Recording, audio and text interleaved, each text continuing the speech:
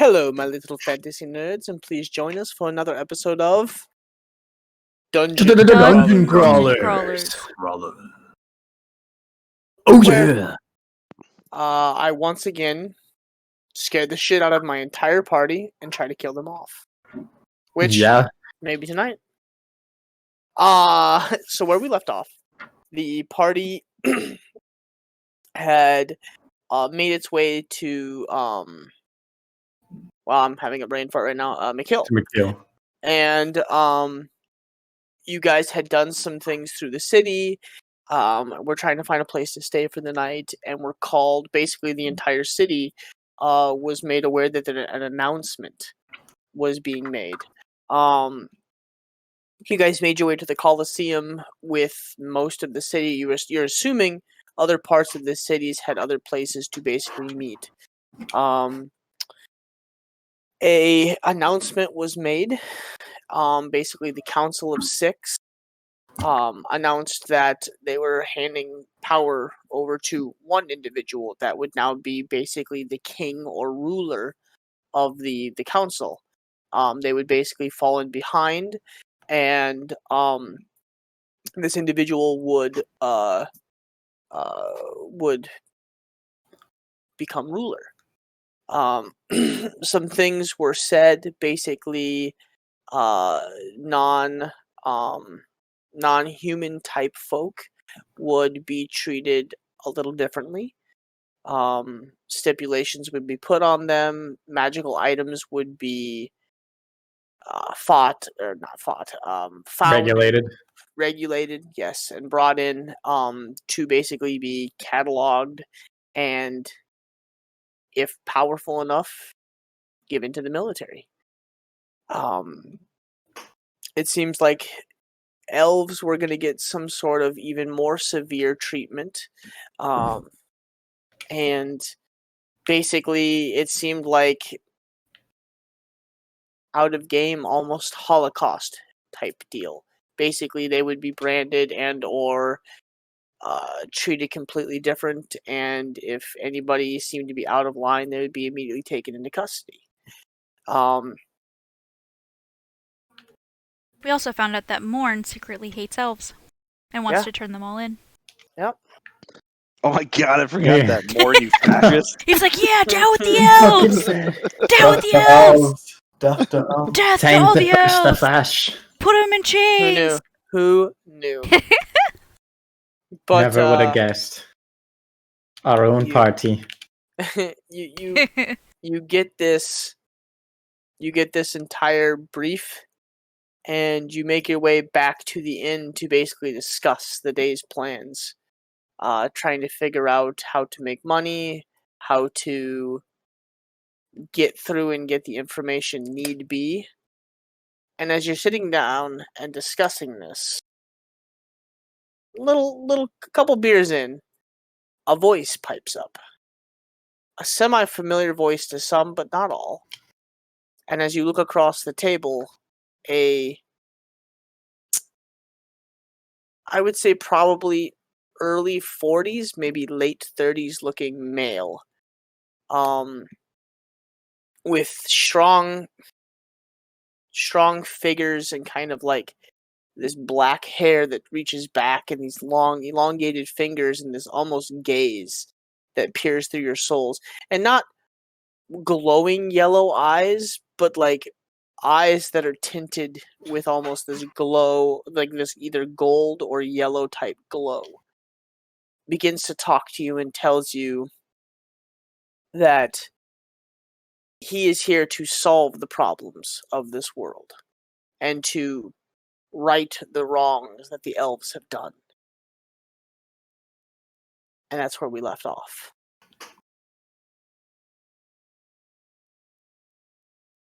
So, party, as you sit there, I gotta turn this down a little bit.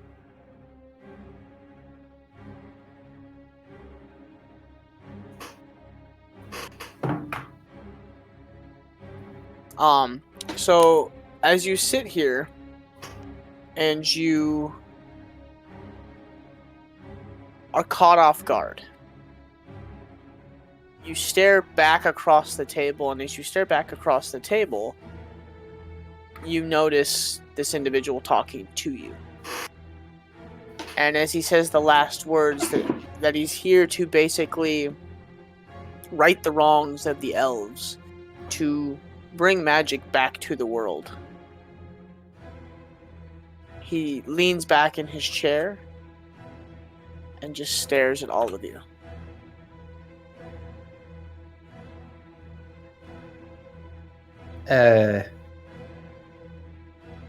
I don't know what elf you're talking to. I'm just a human girl who likes the simple human things like bread and complaining all the time. Do you now? And like waves his fingers, and as he does, your disguised self drops. No roll or anything? What the fuck? I'm just gonna be staring at him quietly. Kind of confused, but also probably a hint of like anger or hatred kind of under my glare.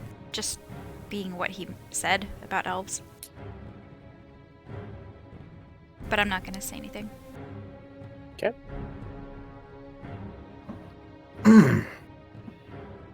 I look at him, and as I see him do this, just effortlessly drop Henri's disguise. A grin is going to split across my face. With one of the corners of my mouth twitching, though, almost as if this grin is belying a sort of false confidence. But as I look across from him, I'm going to say, hey, if you can do stuff like that, and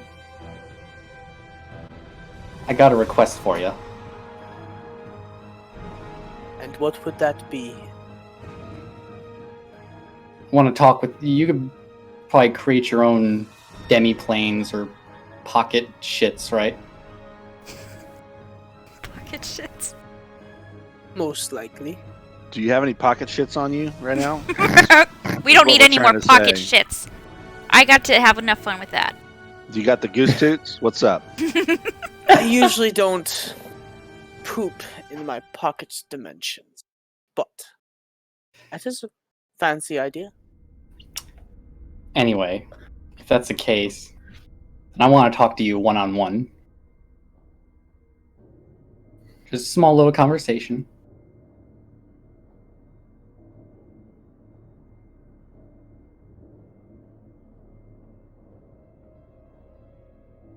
Snaps his fingers, and all of you guys are immediately deafened, and you can't see.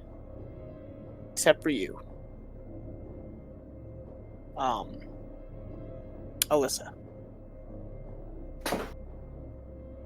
I believe that solved our problems right there. Should we actually deafen in Discord and you let us know when we can? I was gonna say I'd like to meet you in whispers for this conversation. Okay. That'd be But- fine. Just let me come. I'll take my Yeah, headphones all off. of you- I'll I come was with gonna say- just so that the stream can hear. Yeah. Freya go too, and then you can deafen once you're in there. Yeah. Or actually, I'll just take my headphones off because otherwise stream won't be able to hear. yeah. I was gonna say that doesn't make sense. Okay, Okay. I Go to believe in you. whispers. Okay, go ahead. Yeah, this'll work just fine, she says, looking around, kind of nervousness creaking through her smile.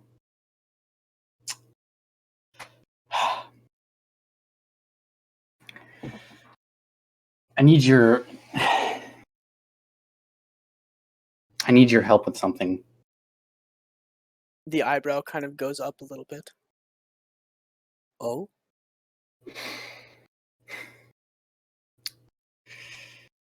From your unique appearance and such, and the stories I've heard going around, I'm guessing you're this undying one everyone likes to talk about.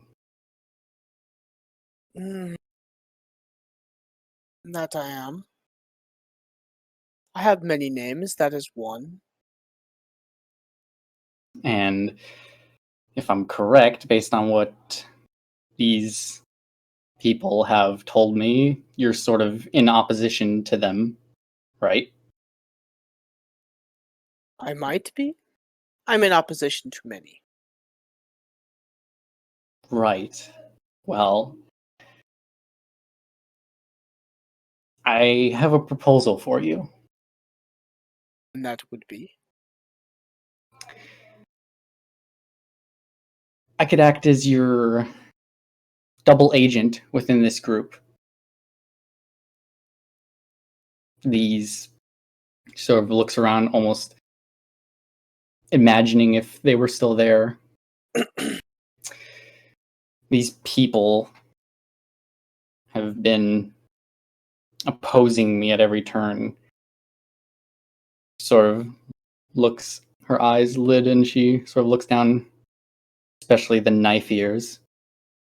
The one with the dual eyes, always trying to, with the venom in her voice, she sort of spits out, always trying to tell me what I'm not when I know full well what I am. So, I want to work against them, in a manner of speaking. Hmm.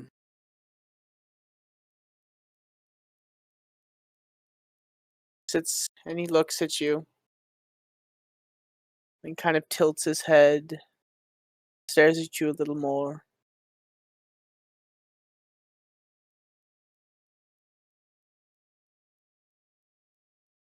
Reveal your chest to me. My chest. Right here should do. So what are you gonna do? I'm going to mark it so that you cannot betray me.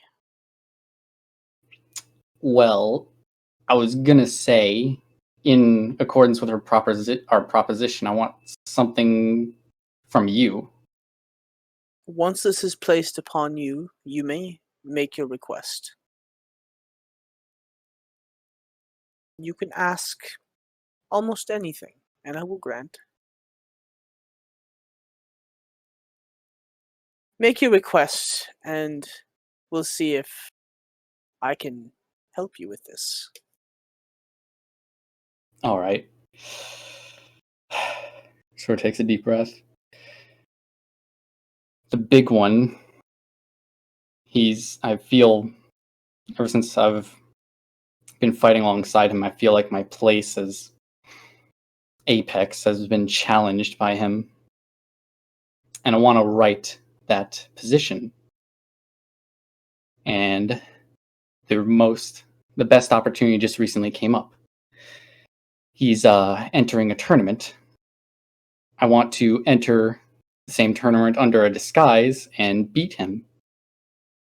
Only problem is, I've seen him fight. His constitution is nothing like any mortal I've ever seen. He can shrug off nary any sort of blow. I need something that can attack his mind. Psychically, I need to be able to damage him somehow, and I have no natural way of doing that. So, I was hoping if you could provide me a method of doing so, then a deal would be a deal.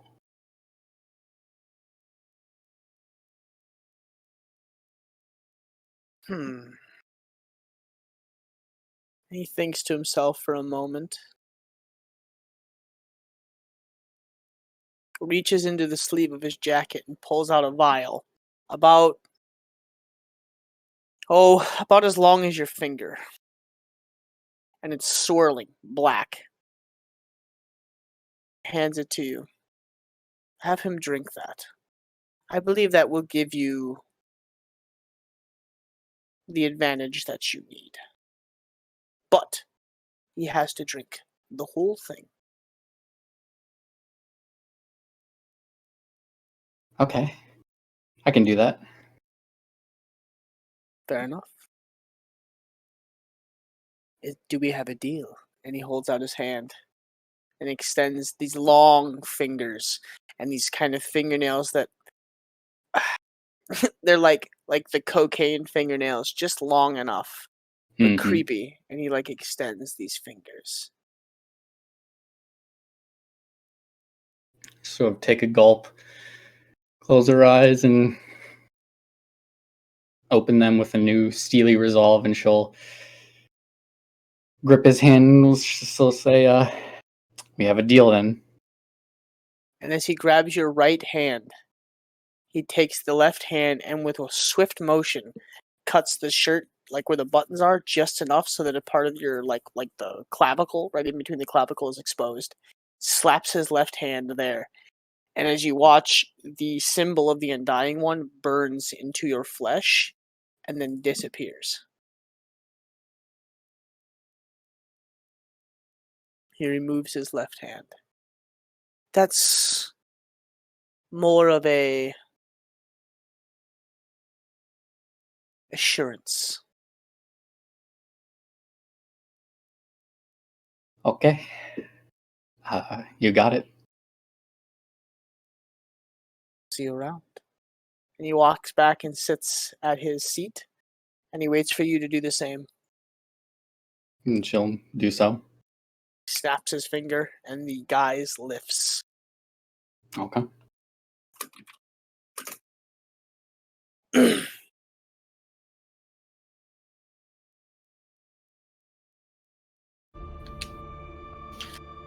The guise Okay. lifts. He's sitting in the seat again with all your guys' eyes, and your hearing comes back to you. What was that? Was that you that did that? Yes. Just a little. Ginge, hold on. You're is Ginge muffled for anybody else, or is it just me? You sound kind of muffled too. Oh, 1 second then. Everybody. That was much clearer. Okay. Ginge, say something. Ginge, Yes. say something. Okay, Oh, you're that- good. Yeah, we're He good. sounds fine. Okay. So during that time, you said that we were like blinded and deafened. Yeah, basically, just like to the world, you were like nothing. How long did that happen for? A couple minutes, maybe. Okay. It seemed like ages. Okay.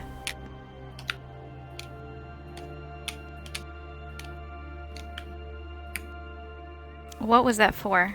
Why would you come here to talk to us and then take away our senses? A display of power, you could say.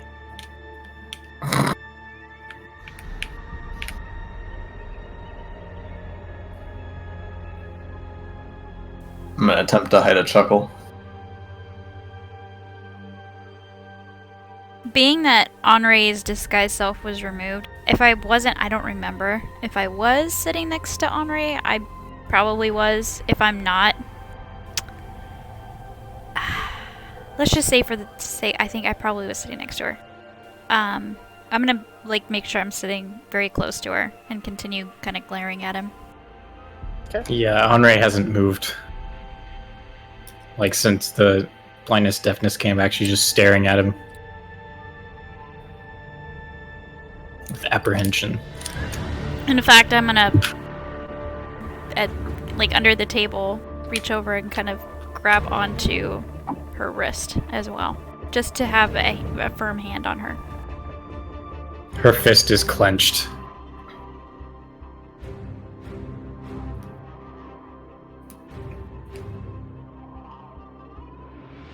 So what do you want? Why would you come here? What is your intention? One of you has been peeking in on me.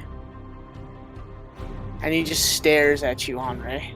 Just like looks directly at you as he's he's talking to the group, but he's looking directly at you.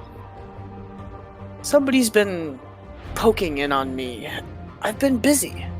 I don't appreciate it. Your goddess needs to How do you earthen folk butt out? I mean, to be fair, we were here just enjoying a nice ale, and now you're intruding on us too.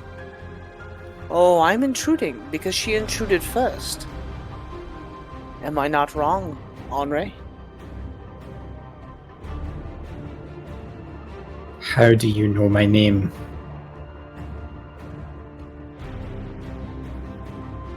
Shit. Pause 1 second. Sorry.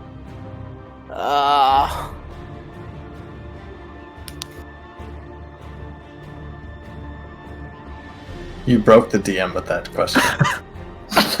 It's just a reasonable question. Oh, he left Discord.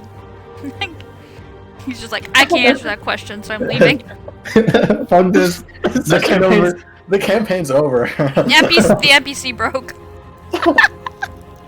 NPC.exe has stopped working.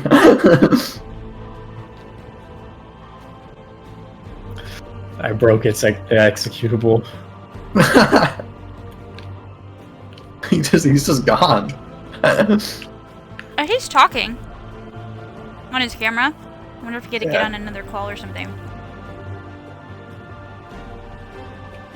Maybe his ARC boys call him. Gotta be there for the tribe or whatever. He might be having someone else run like an NPC or something. Ooh. Maybe. What if somebody pops in here? Sorry. Ooh, that'd be I killed the heated discussion. You what? I killed the mood. You did. Yeah, Rewind. what the fuck? You Andre were just said. stumped by Andre's question. Andre said in a very serious tone, "How do you know my name?" Had my sources.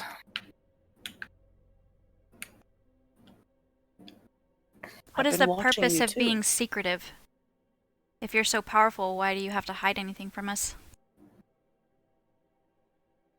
My time is coming.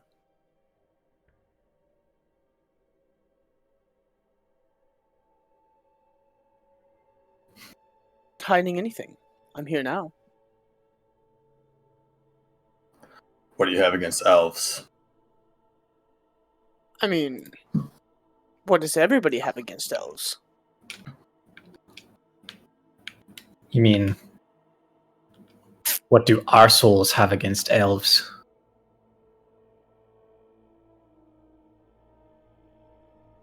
Yeah, what did elves do wrong? What did they do to deserve being hated? I mean, they destroyed the world. They separated the continents. Did you not know that? But we didn't do that. Prior generations Ah. did. But the elves did, and you live very long lives.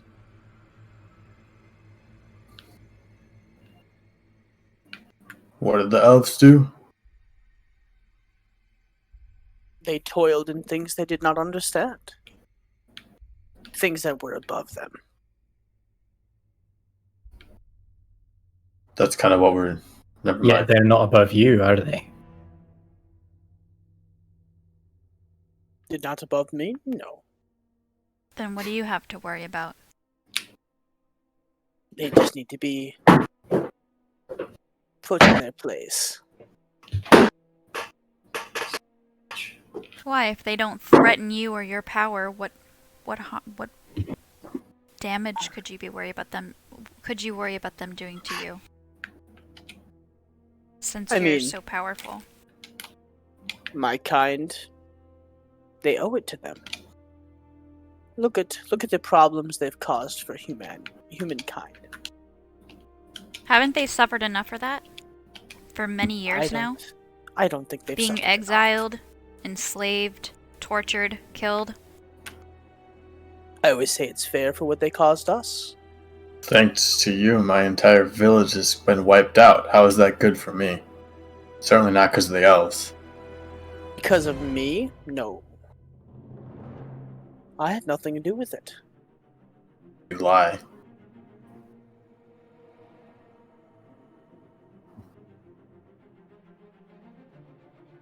Oh shit. Yeah.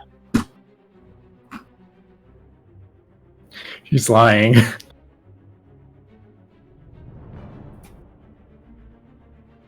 Yeah, Kaz, go if you got to, man. Uh-oh. Yeah, Yeah. it's all good. Yeah, you don't even gotta say anything to us, dude. Yeah, Kaz, Yeah, it's fine. go ahead. Yeah, get out of here, man. Ooh, yeah. Yeah.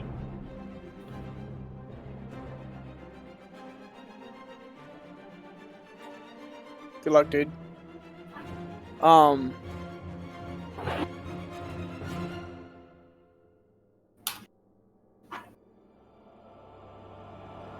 I lost my spot. Yeah, they deserve everything they have coming to them. I think that's kind of where I was. Yep. Can't Yeah. remember. No. Something like that. So, why don't we cut to the chase? Kind of been sitting here speaking in riddles, talking about all these things that elves deserve, and how you're gonna fix that. Obviously, you're bothered by our companion here looking in on you, but you're so powerful, I don't know what you're so afraid of. So, again, the question remains, what do you want?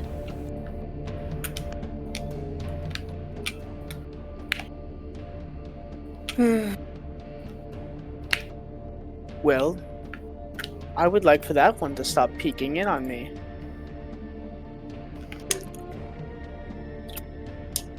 So, The way he's described it, it's not her fault. his head tilts down. His fingers come up and he waves them in a wave type fashion. And for the spellcasters in the room, you notice he's chanting a spell. And very quickly he chants it. Everybody roll a wisdom saving throw.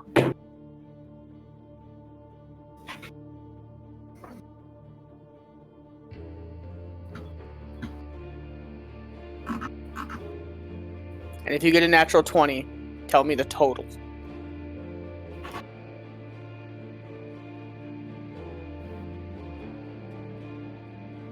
Okay. Your body's locked in place, and you can't feel yourself move. He stands up. Unfortunately, you cannot live. And he points directly at Andre as he pulls into his robe and pulls out a dagger about this long, black, obsidian in color, with shadows that seem to drip from it. This is a special dagger. It's made from another realm. They say to be stabbed by it is instant death.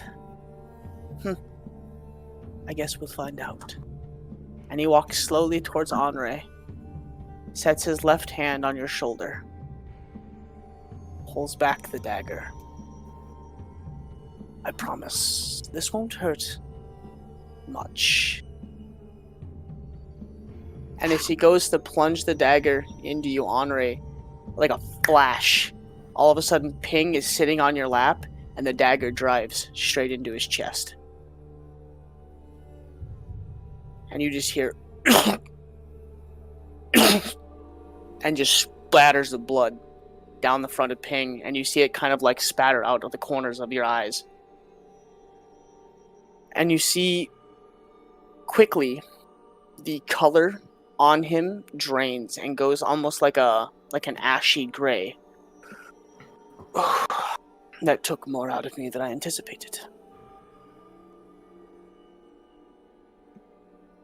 Foolish one. You've ruined it.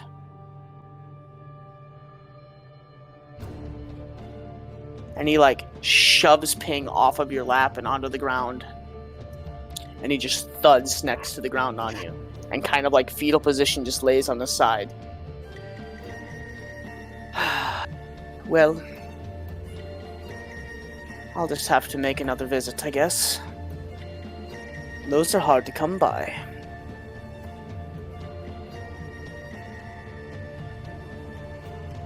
Unfortunate. You were a strong one, you were. It doesn't look like you'll make it through this one, unfortunately. Well, I'll see you all in the near future, that's for sure.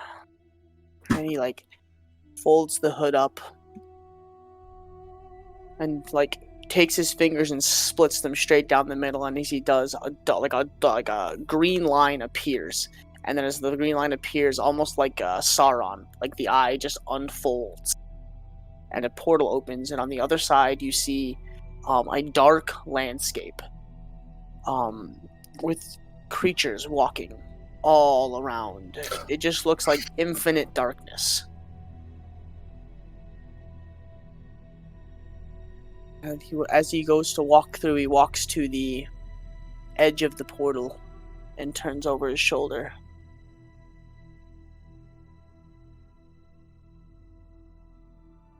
Don't be too much of a pest. And walks through and waves his hand, and as he does, you're released. In the portal. I wanted to clarify, during that time, we were locked in place. Were we able to speak, or was it just like completely... Everything locked up. Yeah, I sent you a message. Oh, I saw it. Not that it would have mattered, but internally that would have probably been happening. Mm-hmm. Watching that happen. First thing I'll do is go over to Ping. Jump down to the floor where Ping is.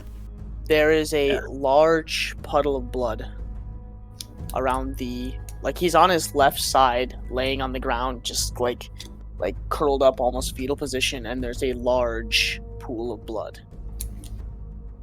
I'm checking for a pulse, anything. He's still breathing. I'd like to try to cast Cure Wounds at 3rd level. Doesn't work. The dagger's gone. The hole has a dark oil liquid around it that just seems to be spreading outwards.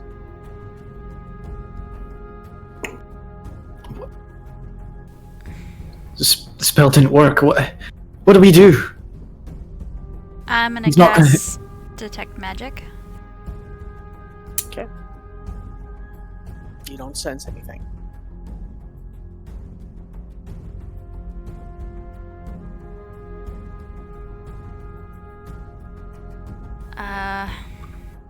Gonna roll him on his back and just kind of look at the wound and like look at Henri and kind of have a defeated look. I don't know what to do.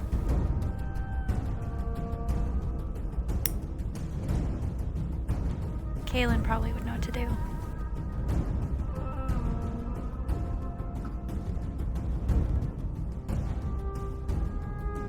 Why would he do that? Why would he put himself in the line of fire? I'm gonna put my hand over the wound. Okay. Blood is still just slowly kind of seeping out. I'm gonna try and put pressure on it, see if it helps. It's still bleeding. I think that dagger worked. He was right about one thing. We're messing in something that we shouldn't be. We never should have come to McKill. We never should have seeked these orbs. We had no choice, Morn. We're a part of this whether or not we want to be. This is the world that we live in. And all of us are a part of this one way or another. How are we supposed to fight someone who's from another plane who can immediately make it so we can't move, see, hear? Somebody has to. Was he just gonna freely do whatever he wants? If he just does whatever he wants without opposition, we're not any better than he is. That's what magic does. I'm sorry.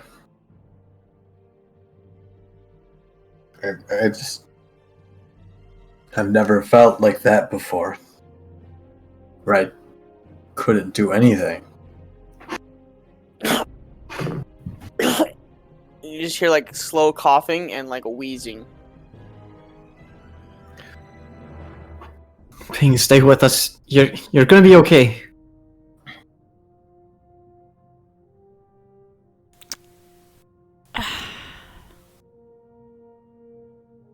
I'm just gonna look at Henri. I won't stop bleeding. I don't know what to do. It's the cheese master. Always the cheese master. He just stops moving.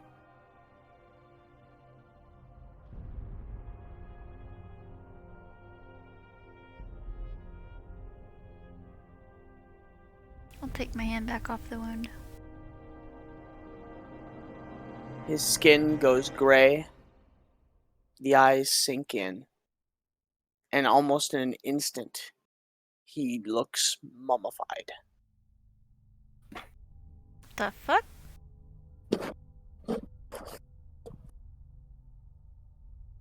No, you're right, Freya.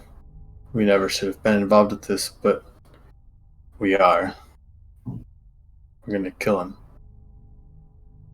We can't turn back now. We're gonna kill him. It should have been me. It shouldn't have been either of you.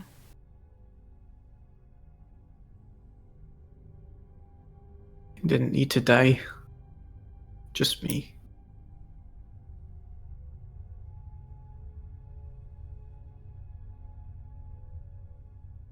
He's gonna come back.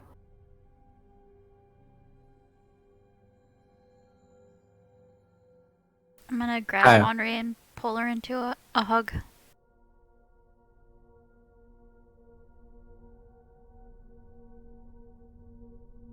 I'm gonna take a long swig of ale.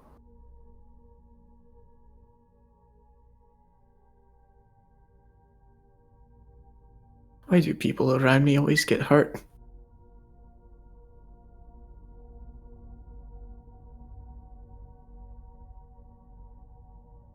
That's the same question.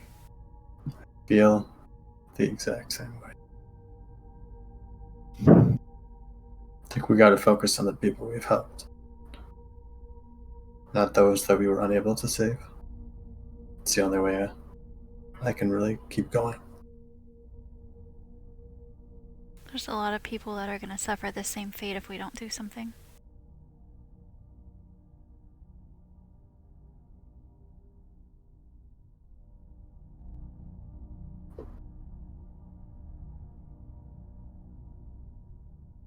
I really don't know what to do about him, though. He can Well, just kind of appear and disappear whenever he pleases. Who He knows where he clear- goes? Clearly wanted Henri dead, and yet still backed away when his secret weapon didn't work. Seems I like it don't only think had he's- one charge. Or maybe he's not as strong as he acts like he is. Yeah, it seems like that weapon was special, and without that, he maybe didn't have as much power. Or wasn't capable of doing that without it.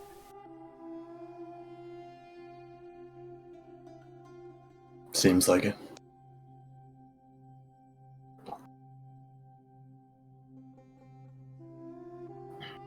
Well, And despite his arrogance, it seems he only knew she was an elf for now.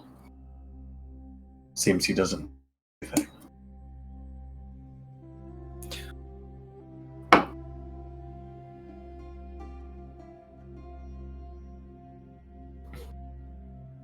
I'm gonna let go of Henri and stand up. I'm gonna find that orb. We're gonna find that orb. We still need to find Henri's daughter. And time is wasting with that, or time is ticking away as we speak for that. Yeah, but that plan that we spent time working on is not going to work. Why wouldn't it work? There's too much going on. The idea of joining a Coliseum fight right now seems kind of like a joke, doesn't it? Well, it was just one of our plans for getting inside. I mean, there's other ways to do it, but it seemed like that was one of the hopefully easier options to get inside. Which is where, we're kind of shooting in the dark because we don't know where she is. So our best bet is to get inside of the estate. Maybe that orb is in the estate too. For all we know, he's killed off all his slaves. Given the fact that apparently they're supposed to kill all the elves. I don't think he would have done that. Maybe they're not as much of a threat if they're enslaved. And they still fetch a high price for somebody that cares about money.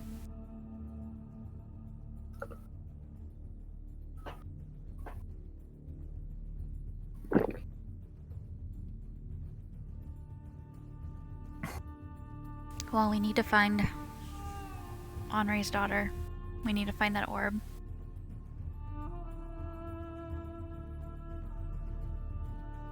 If this being is still in the city, though, no one's gonna buy the facts that I'm a slave fighter. It's possible he's told other people of us anyway and will be recognized.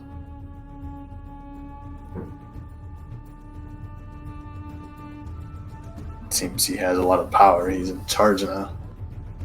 Something tells me that he's not concerned with meddling in little details like that. He probably was only here because Henri was here. And because he wants to make sure everybody knows that he's still a strong presence and is in charge. Do you think the fighting ring is still the best way forward? I don't know if it's the best way, it just was one of the ways. It seemed like one of the potentially easier options.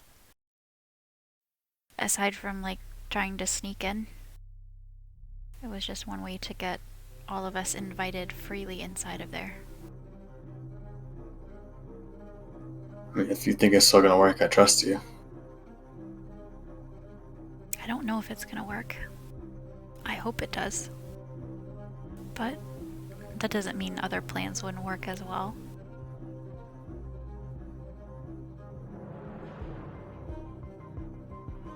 But it seems like it's heavily fortified, and breaking into a heavily fortified fortress inside of a heavily fortified and guarded city is going to leave us in a sticky situation if we get in any trouble. So is surrounding ourselves in a coliseum of thousands of people. That's very true. And if even one person recognizes us, we're dead. The only difference is that we would be counting on your ability to be the strongest, which a lot of us can trust that wouldn't be an issue, as opposed to trusting that we can be super stealthy and sneaky as a group breaking into a fortress. I'm not worried about my ability to win this fight. I'm worried about the fact people might recognize us.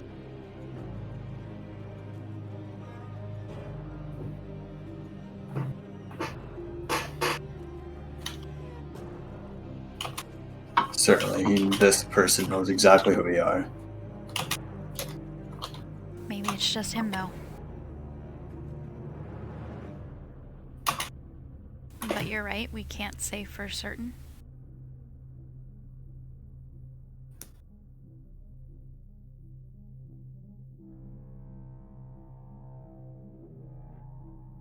It seems very cold because we're having this discussion next to Pink's dead mummified body. Oh my god.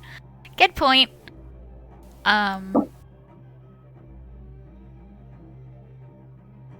Maybe our first act should be to take care of Ping.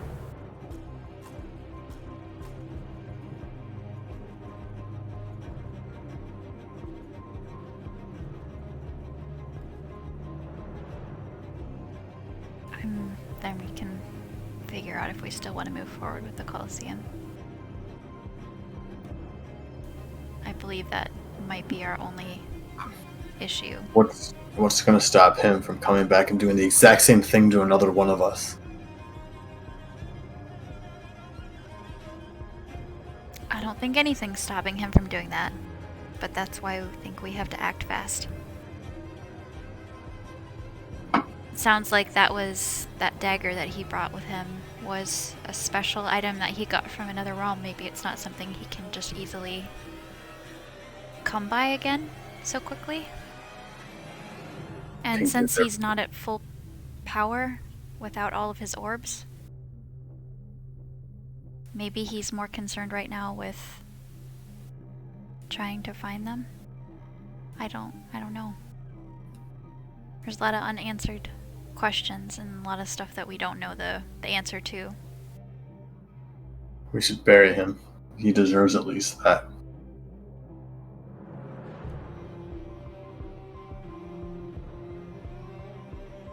First, I think we have to bury him here.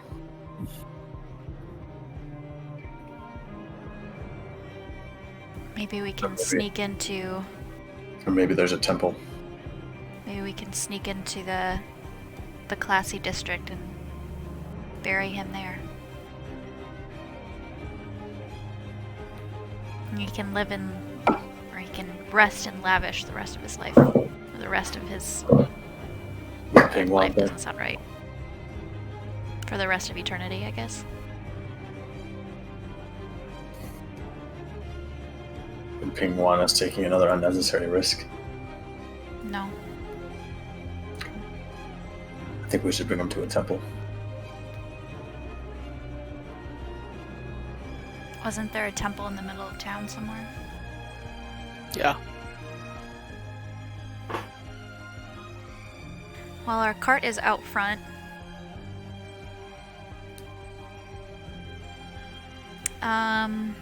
I'm gonna go up to my room and take the sheet off of my bed and bring it down to wrap and cover Ping with. Okay.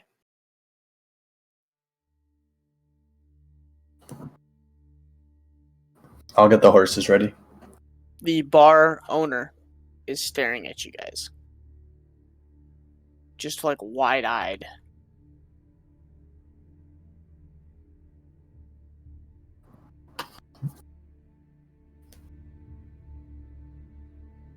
I'm sorry you had to be here for this.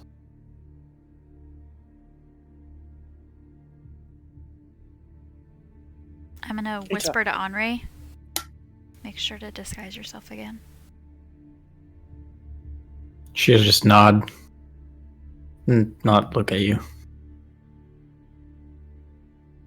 I'm going to attempt to pick up or cradle Ping's body and carry it to the cart.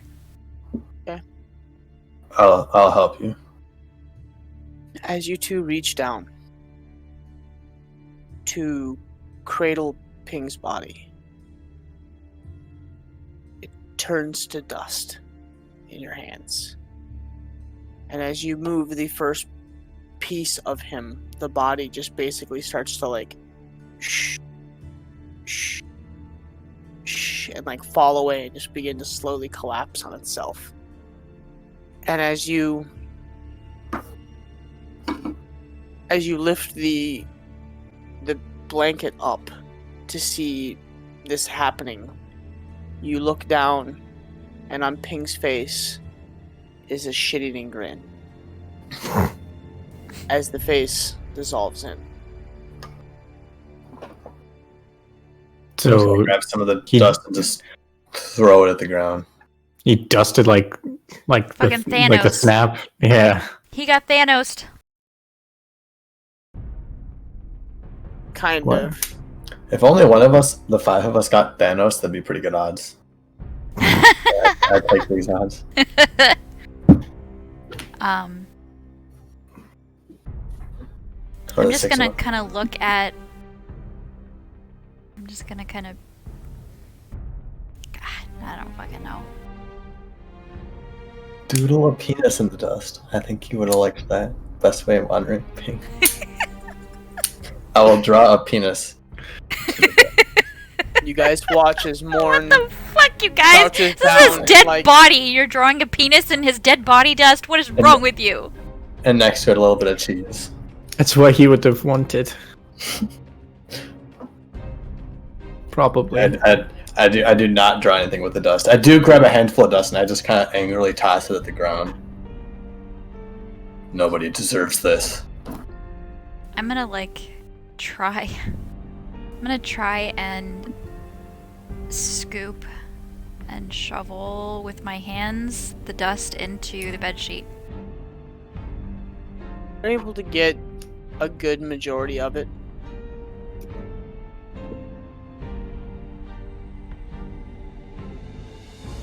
I'm gonna wrap it up in the bedsheet and still take it. I'm this time I'm not gonna bother going to the cart though. I'm just gonna carry the bedsheet with the dust in it, and I'm gonna walk towards the temple that was in the middle of town.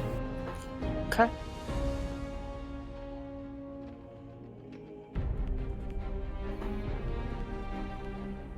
So you leave the establishment. The bar owner is just staring at you. And you begin to walk your way towards the temple. Yep. I'm not gonna acknowledge even that he's looking at me. I'm just gonna Okay. walk out with it. You guys watch as Freya leaves and begins to walk out.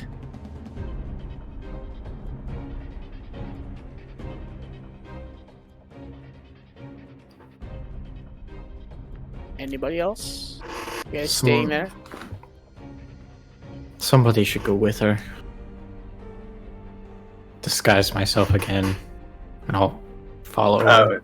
I'd follow her out as well. I was gonna say, Yeah. unless you guys want to talk about. Well, I guess we can do that when we're walking too. I would have gone out and readied the horses and stuff.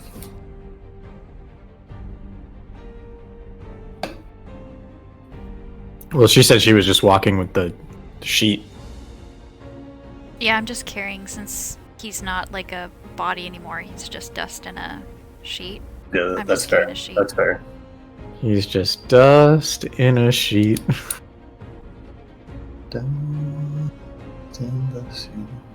Oh god.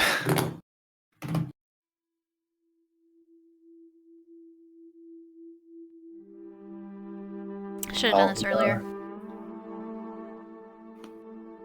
Change the music. Yeah. From Yeah. tense to somber.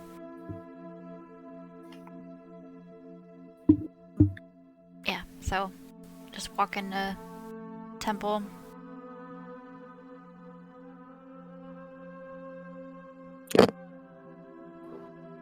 You guys begin to walk your way through the streets.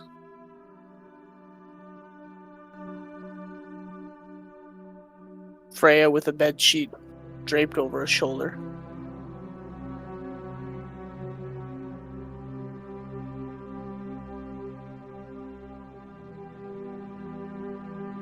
Are you guys just going straight there? Yep. Yeah. Okay. It takes you the better part of about an hour-ish. Oh, if it was that Yeah. far. It's a ways away. I mean, you're down like by the Coliseum, so you're down in here.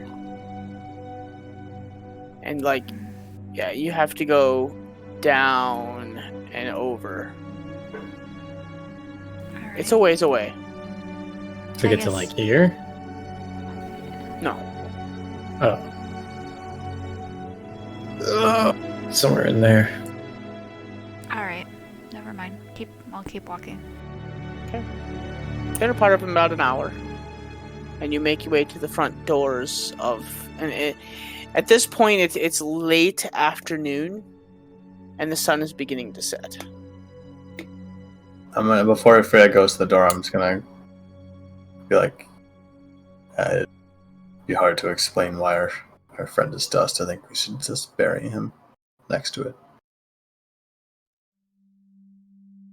I'll nod and then just find a little pretty gardeny area somewhere around, or I don't know if there's like flower beds or anything. The part of the city that you're in right now is kind of the outskirts of the temple. The gist of what you're getting from this temple is a very lavish temple with a lot of exterior, like, topiary. Basically, it's one of those, like... It's one of those churches that definitely puts on a show. You're not really sure if it's actually praying or if they're just there to make money and look pretty. Is there a place that we could bury something? I mean, there's a lot of stuff around you. There's flower gardens, There. Yeah, that'd be good. rose gardens. There's like a bunch of different flower beds. There's trees. There's different kinds of trees. There's like hedges that are like trimmed and made to look into different animals. We'll find a flower garden. Place with a nice view. Yeah. There is actually, on the far side here, there's a rose garden that actually faces out of the city towards the ocean and down this kind of like river canal. Perfect. It's like it slopes down the hill, and then at the bottom of it is kind of like the little river inlet. That'll work. Yep. So I'll find, after getting into the rose garden, I'll get down on my hands and knees, and I'll just start digging with my hands in the dirt somewhere in the rose garden.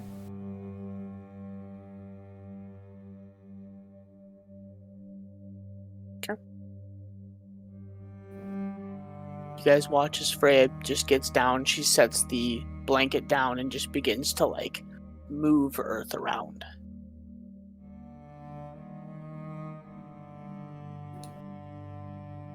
Okay, takes you a couple minutes and you're able. I mean, the dirt is soft. It's like nice black dirt. And you're able to dig out a pretty decent sized hole.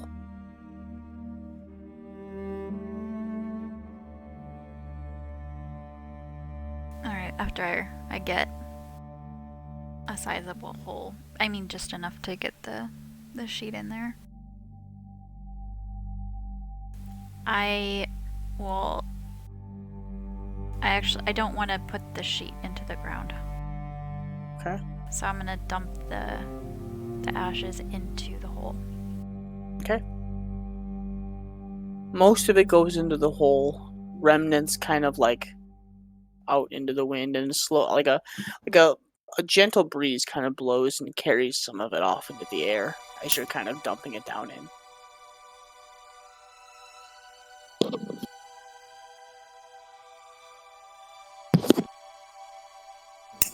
Alright, after I've got it in the hole,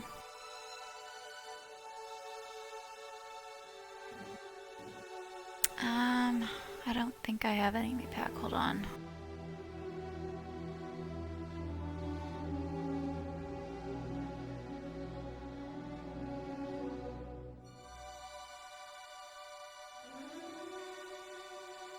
Yeah. I have an idea. After I get it into the hole, I'm gonna start moving the earth that I dug out over the ashes.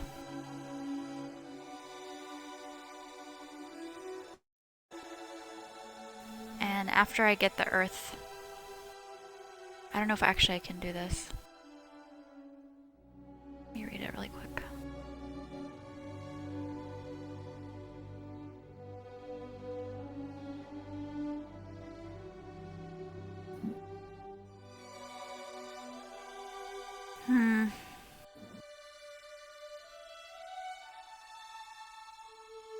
1 cubic foot. Yeah, I don't have like a druidic spell or anything like that I can grow anything. But I can cast Druid Craft if you want a flower to appear on this grave. so yeah, after I bury it, hey Morn, can you make a little bush appear over this spot?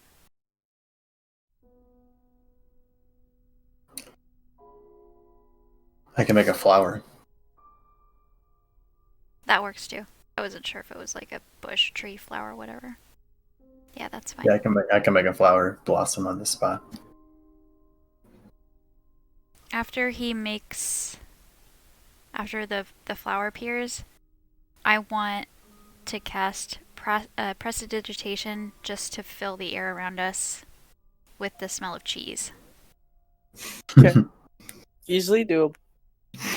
As the bush appears, That's pungent. all of a sudden you all catch this like very like cheese wheel fresh cheese that just wafts through the air.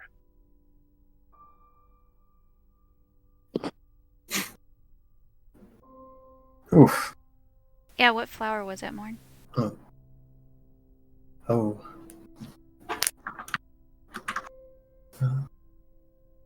Random flower generator. Oh, there you go. Oh, it's just a common sunflower. Well, sunflower's good. It's gonna be a Kinda cool. cheesy smelling sunflower.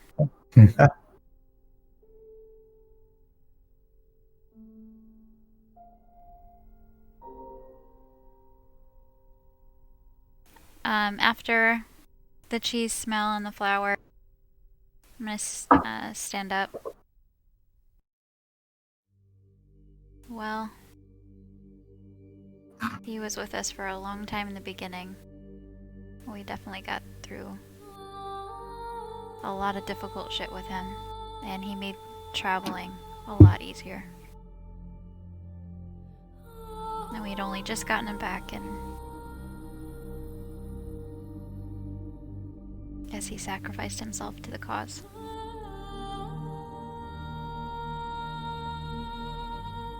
Maybe he found what he was after, finally. Before he couldn't rest, I think he can now.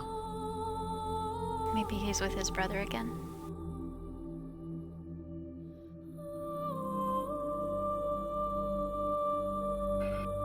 Oh my god, the music! What the fuck? Spot on. I'm sure he'll like that.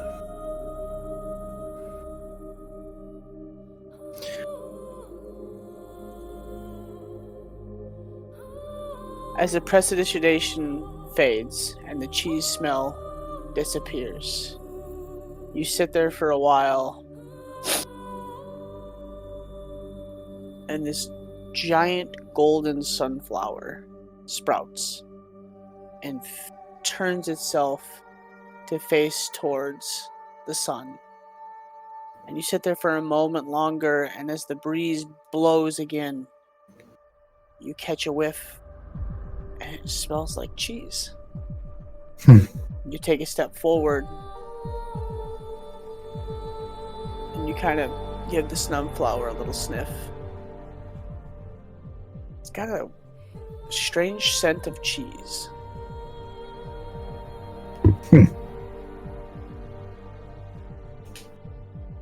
Smells like pain. It's definitely fitting.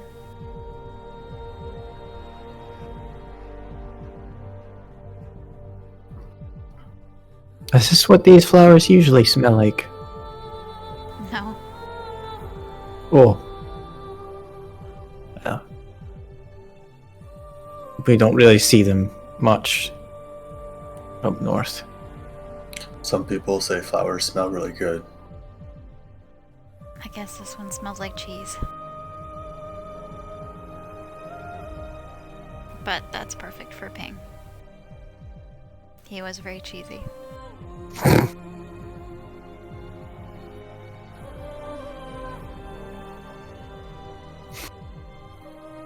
Rest in peace, Ping Pong. earnest, Until we see and you true. again. Rest easy. And I'm gonna turn and walk away. Back. Or away from the temple. And I'll kneel down for a moment. Give a bit of a prayer. And conclude it with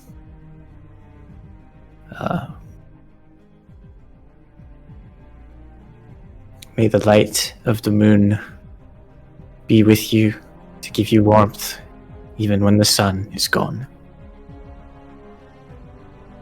Farewell, As you old say friend. this, the sun begins to set, and a bright moon begins to come up. A beam of moonlight hits the grave on the opposite side of the sunflower as you watch as almost like a lily sprouts, deep white with these golden leaves that brim around the outside. And as the sunflower turns away, like to try and catch a piece of the sun, that moonflower sprouts tall and strong.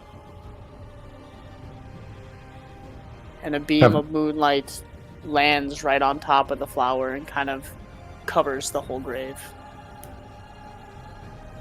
Have I ever seen a flower like this before? No.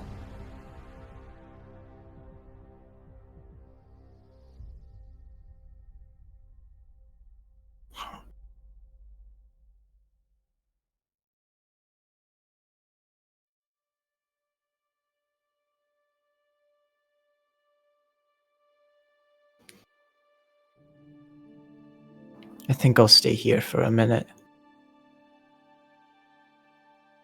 You're welcome to stay with me, or if you want, go back to the inn. I would have walked just a little ways away from the temple to where that river canal thing is, the edge of the temple grounds, and just sat down and looked off into the water. Okay. As the sun begins to get really low in the sky, and this moon comes up on the opposite side. The moon is larger than normal tonight.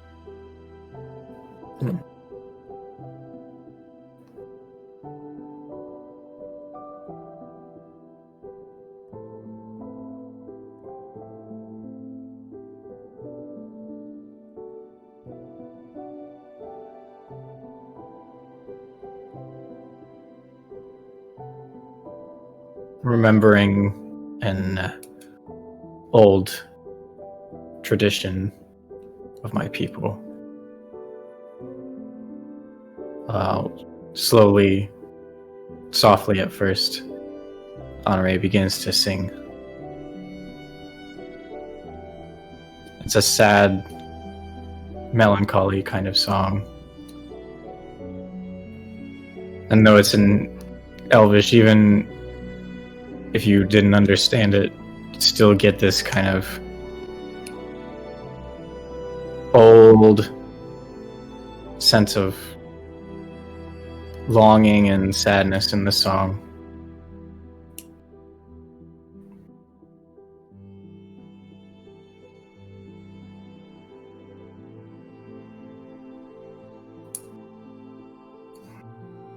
As you guys hear this rhythmic singing kind of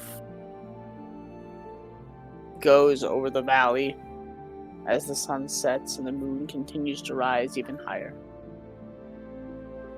You sit for a while and you look out all over this flower orchard almost, like rolling hills of different flower colors as the sun goes down, and it makes it harder to see them.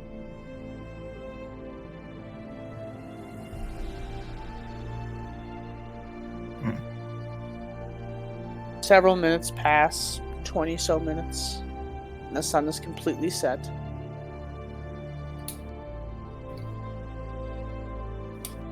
As night has taken you, and you sit there and think, of a friend now gone.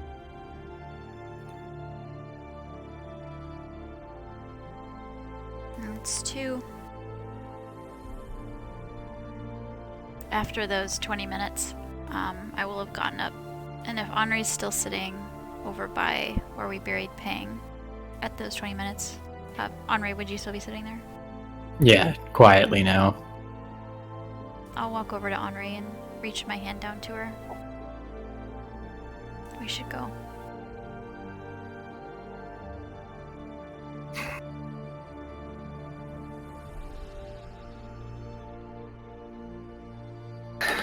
Let's be turning in. I'll stand up.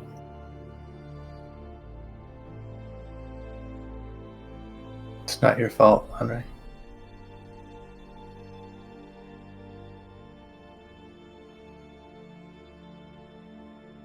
It was Ping's choice.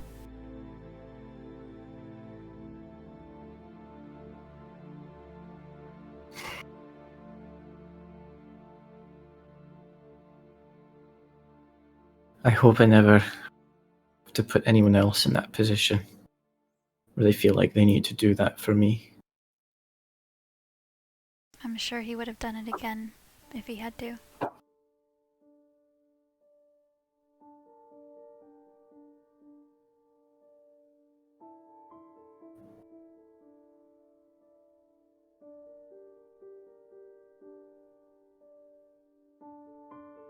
Unfortunately, we don't have much time.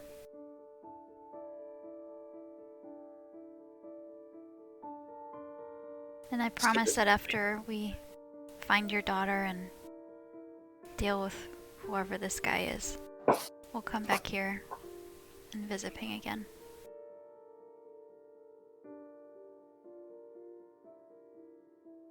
Right. Of course.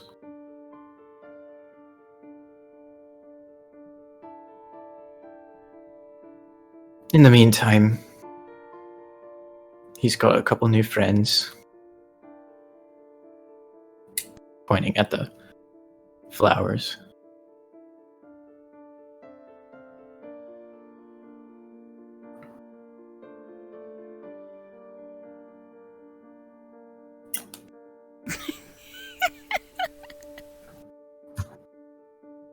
What? We need pink shirts. For real. Oh god. To Ping. I think we should start making our way back. As you guys turn and begin to walk away, a breeze blows. And you kind of look over your shoulder as the sunflower has gone from standing tall and strong to slightly withered and sheltered itself because there's no sun, to a strong moonflower standing tall as a single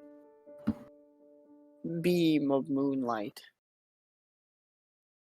lights up the grave as you guys slowly make your way back to the inn. Through the night, it is a quiet walk back.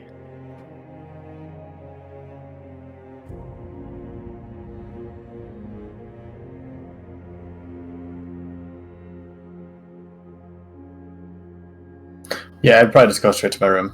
It's gonna be a long day tomorrow. Get some rest.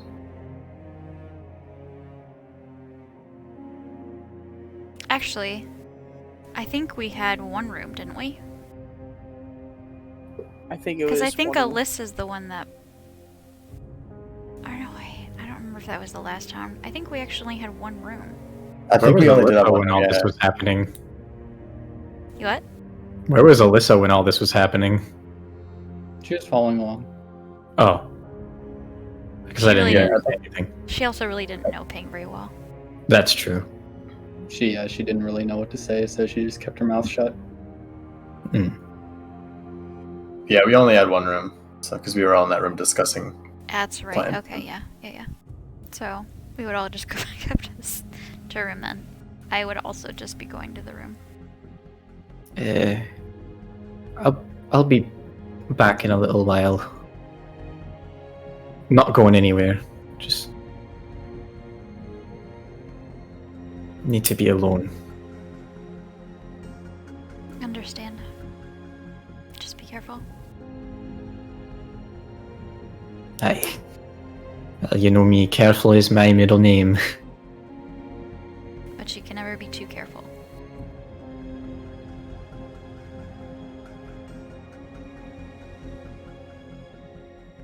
Right. I want to go up on the roof.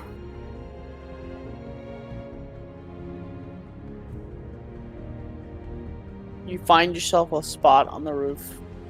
Sit down, fold your legs, and begin to meditate. And take in the night.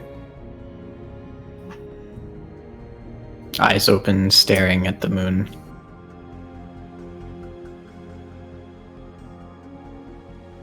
At first.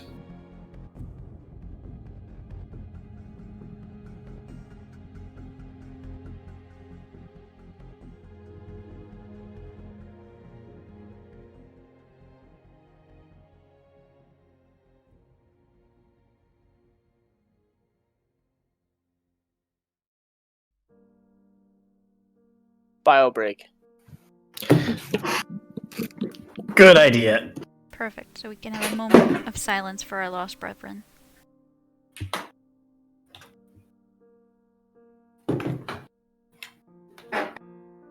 Feels, man, the feels. Right?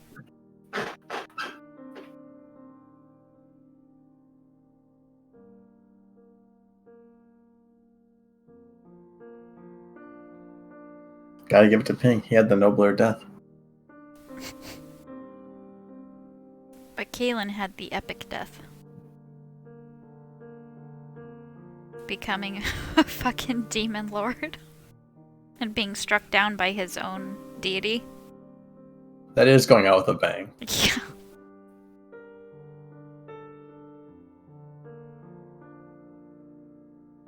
Credit where credit is due.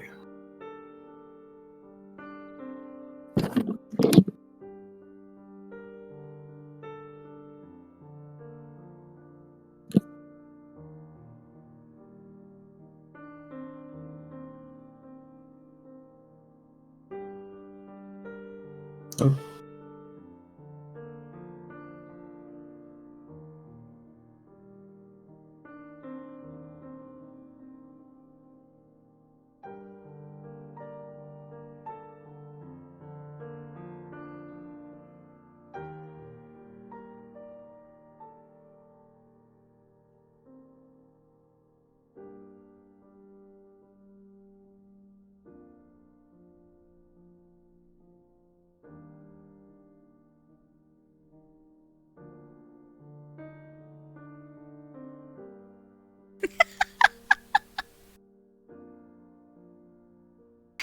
Oh my god.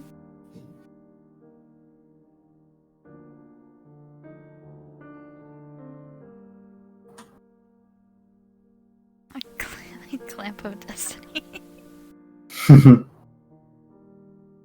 I'm excited for that. Yeah, I don't think Martin's found out yet. The item he'll have to Yeah. flaunt. Better to burn out than fade away. That's a good quote for Ping right there.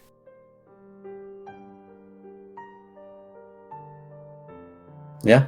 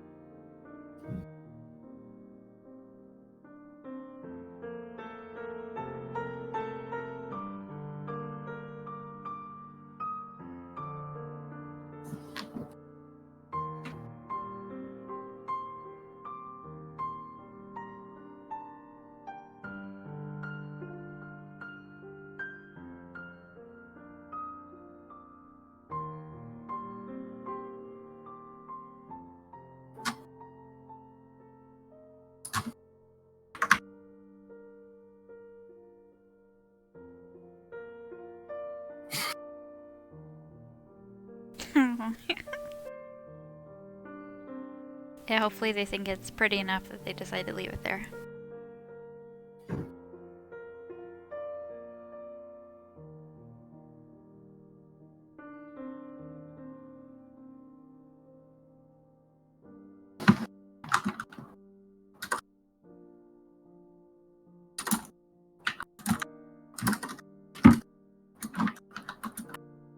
Okay, who put this sunflower here? Rips it right out of the ground. And why does it smell like cheese?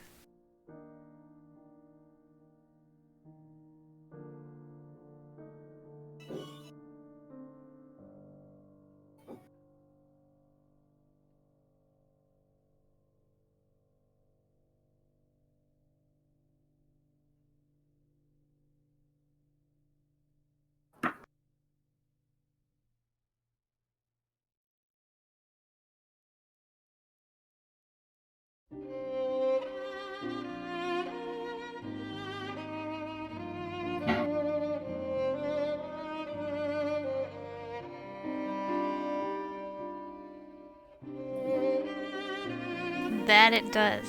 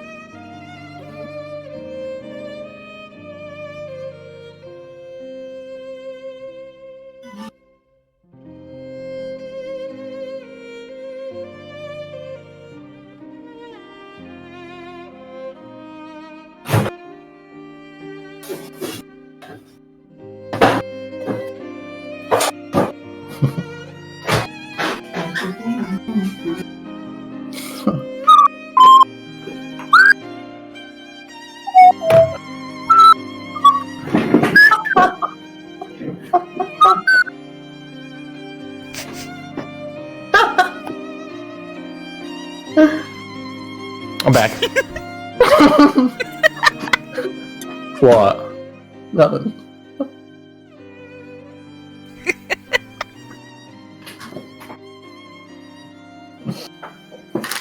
Okay. That was wild. The hell did I miss?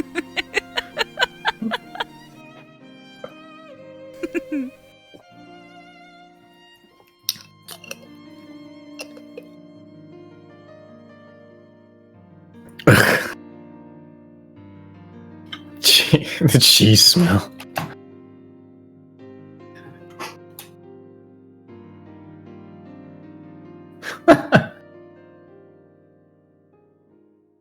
Oh boy. God, it's gonna take every ounce of willpower when I edit this video to not listen to whatever the hell happened in Whispers. Especially Yeah. because I know that fucking Stream heard it. Mm-hmm. That's the worst part. I'm telling you right now. I know you know something I don't know, but you keep it to yourself.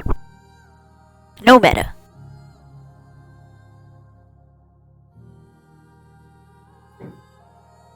It's a good thing I had the stream muted, like I always do.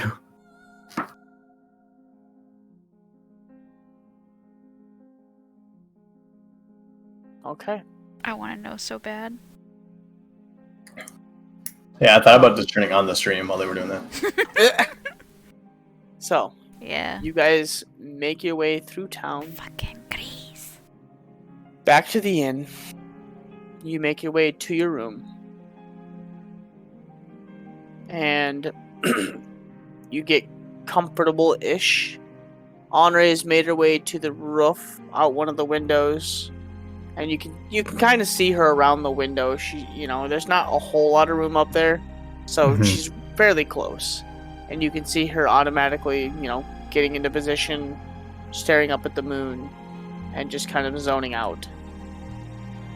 In the corner of the room, you see Ping's staff and his bedroll and things. As you guys sit around, the room is just quiet.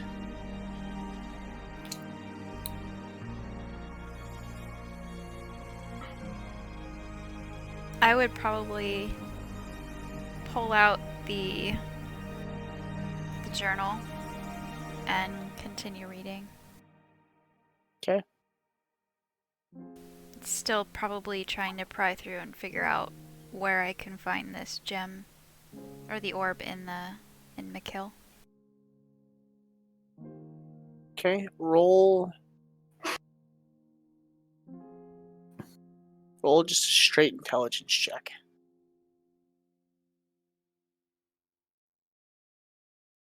Okay. How long are you going to spend?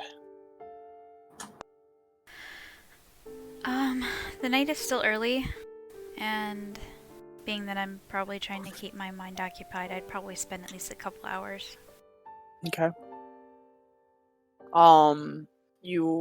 You don't find anything on the whereabouts of the of the orbs or these crystals.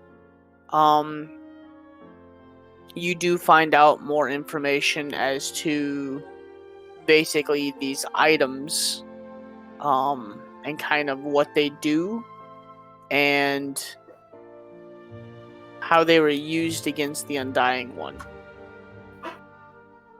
Ooh, yeah, okay. I forgot. And there was one in McKill, if I recall, right? Like a weapon? Yeah, wasn't there one? No. No? Okay, maybe I'm thinking of the orb still. Yes.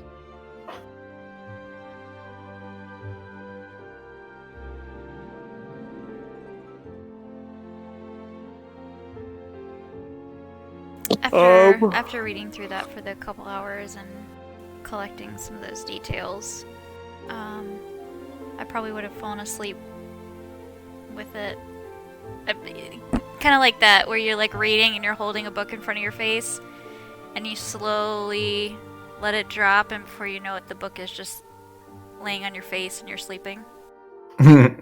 I'll do the classic parent thing where I go over and I put away the book. Okay.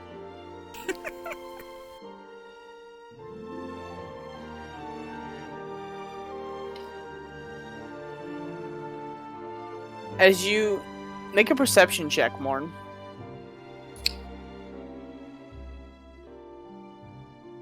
Uh, 17. As you go to put the book away, the bow that Freya has carried since when you met her gives off a slight thrum.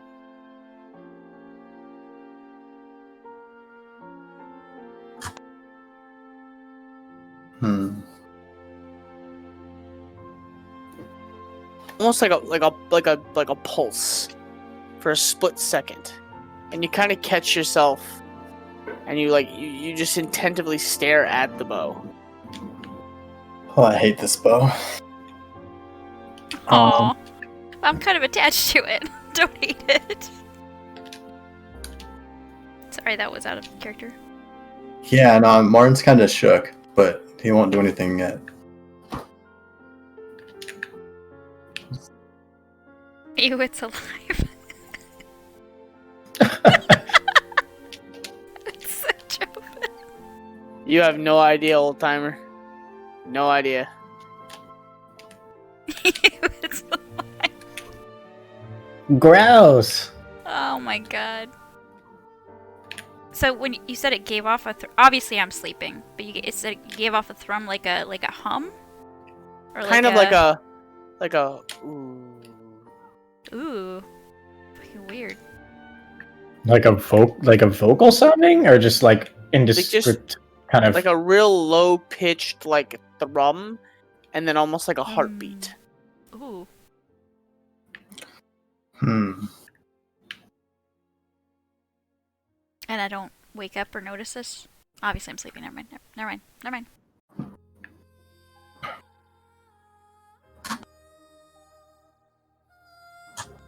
Yeah, I'm not gonna do anything tonight.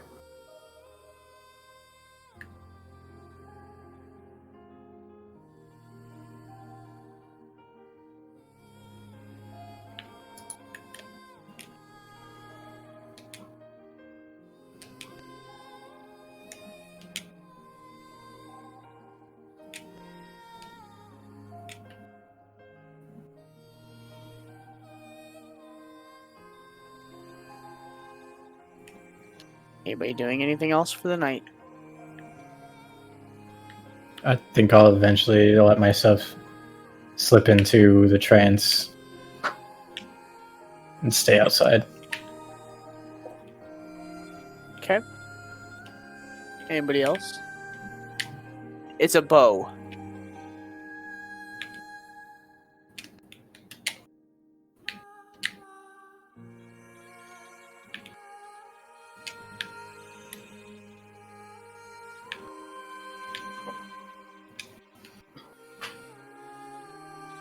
Nobody else is doing anything. The night comes to a close. The silence takes you, and memories begin to shift in. Good times, drinking, Good pranks, times, bad times, fights, and saving each other. I seriously can't. You make me laugh every time you say something. Gross. Oh my god. That's an odd bow. Save the battery. Nasty. But How would that work? Actually, no. Don't answer I that. don't want to know. I don't want to know. Why did you have to Is take that it it? somewhere? Is that what I noticed, Morn? Or a Ginge? What's I that? spoke before I thought about what I was saying. The No. bow's vibrator? It does not. No, it does not vibrate. Okay. Make sure. Let's clarify. But it. Yeah, the night goes through. Those of you that are sleeping, and new ping, memories rush through. Basically, I said it was a thrum, not a buzz. as you remember good times, bad times, his departure, arrival again, short-lived.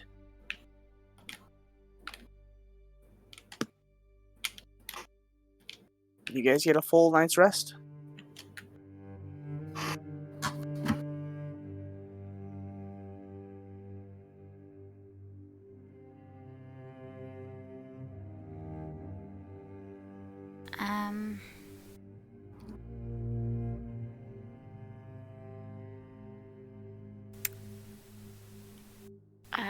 I would wake up.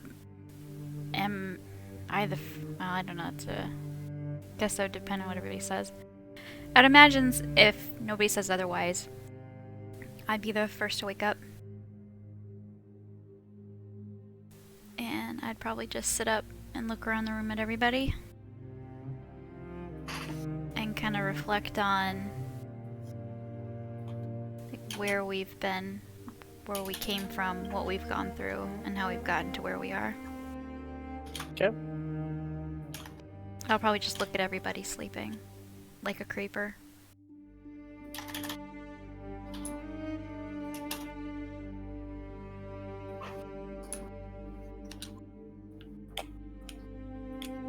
Your girl's still outside. I'll probably Oh, wake up a few minutes after. well, if I would have noticed Henri was not in the room, I would actually immediately leave the room to go check and see if she is Well, downstairs. didn't you say that she could see me through the window? Yeah. Oh, I never mean, mind. You did say that. You guys watched her basically crawl out the window that night and just sit, kind of on the roof ledge. Okay, I would just peek out and see if I can see Henri. Yeah, Never stopped. she's just sitting there. Motionless, eyes closed. I will crawl up onto the roof and sit down next to her. Okay.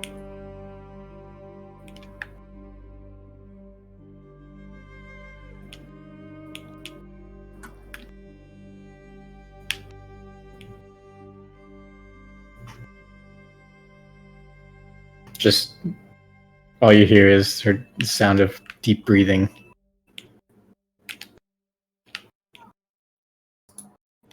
I'm not gonna disturb her. I'm just gonna sit quietly next to her and just look out over the city.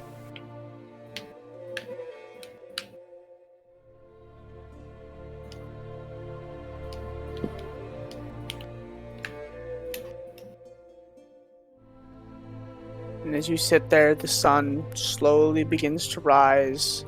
The sunlight bathes the building and slowly creeps up your feet, along your legs, your shoulders, your face, and continues on through the day.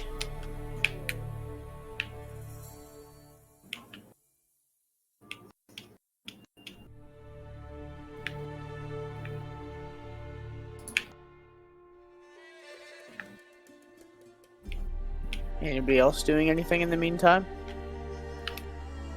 I'll wake up and I'll sort of just swing my legs over the side of my bed and just stare at Morn with a hardened look on my face. I'm still sleeping. Yeah.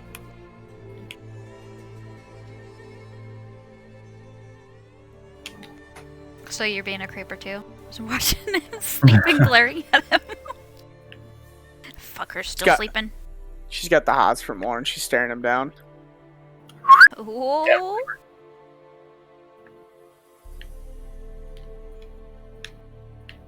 Are you sure about that?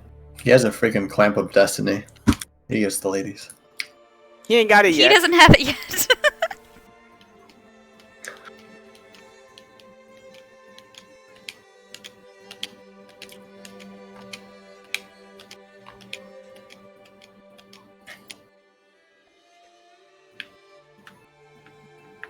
I imagine Morn would wake up when people started talking, but until then, you'd probably just hear light snoring. There's no talking yet. Kaz has woken up. She's pulled herself to a corner of the room and just sat down.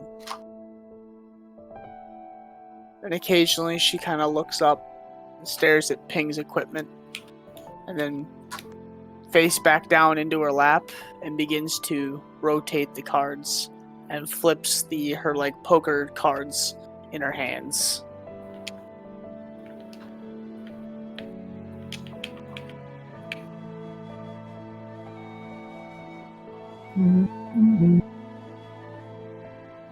After sitting with Henri for a little while, I'm gonna put my hand on her shoulder, just to very gently, kind of, if she wasn't aware of my presence, become aware that I'm with her. Okay. I'm semi-conscious when trancing, so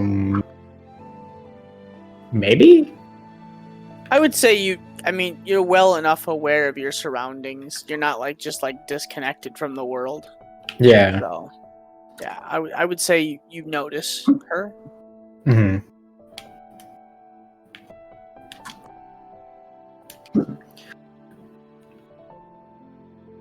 Oh,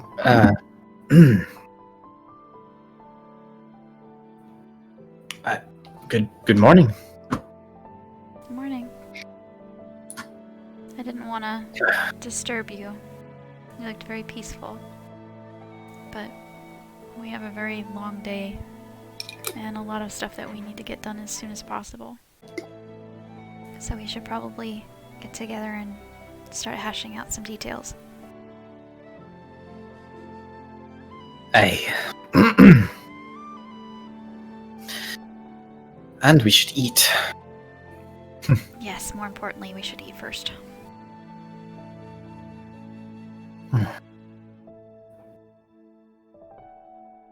I will crawl back down in through the window and head down to the tavern floor and find an empty table and flag down the barkeep or waiter, waitress, whoever, hostess.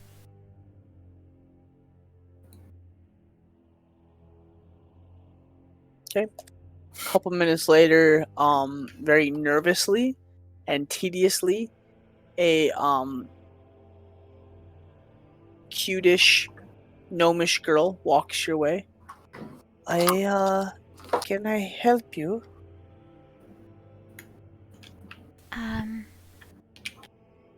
Would it be possible to get some breakfast? Yes, of course. And she like leaves and basically puts in an order for like a standard breakfast. And I would have mentioned for 5 people. Okay.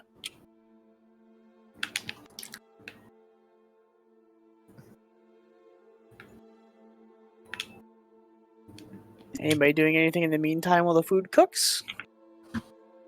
Snoring. Storm, okay. I'd probably wake up once the smell of bacon reaches my nose. Sounds good. About 10 minutes go by, and kind of the standard array. A little different for this region, but there are some things that you notice. There's like a bacon and eggs. There's some fruit, and then there's almost like a pie, and you're not really sure what it is.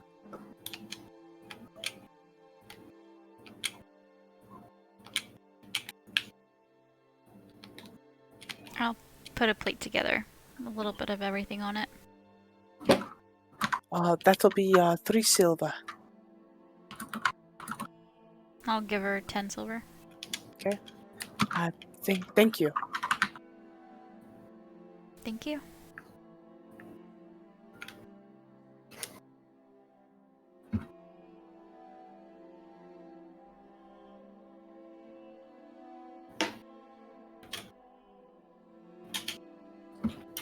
I'm gonna start eating.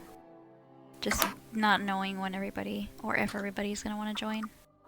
I'll just start eating my food. It takes a couple minutes more, but you definitely start to get the waft of breakfast foods.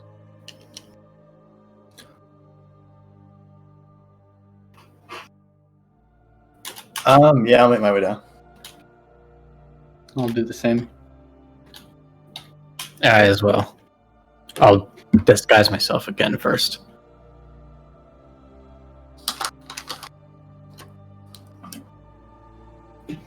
Oh! I didn't note that. Disguise self thing. Before coming downstairs. That's what the entire time, that's the only thing I was thinking about. Fuck! Somebody's gotta remind me that I have ears. I was like, yeah, I wonder why this lady is so off-put. Maybe it's because you have 2 different colored eyes. Shit. You have your hood. You always can have your hood up.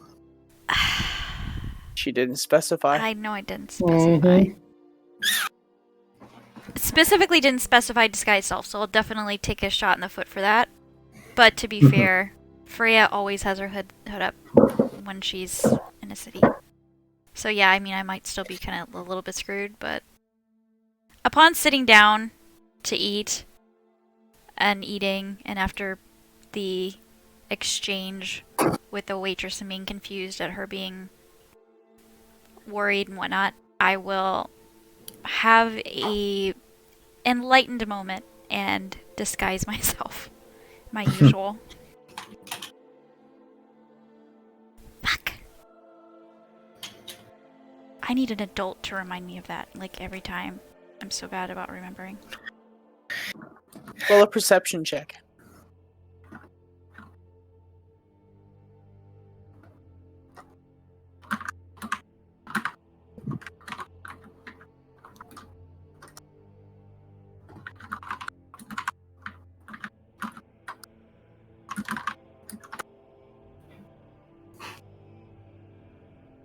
Is that your perception right there, the 17? Yeah. Okay. You do notice her whispering something to the bartender, and the bartender talking back to her. Great.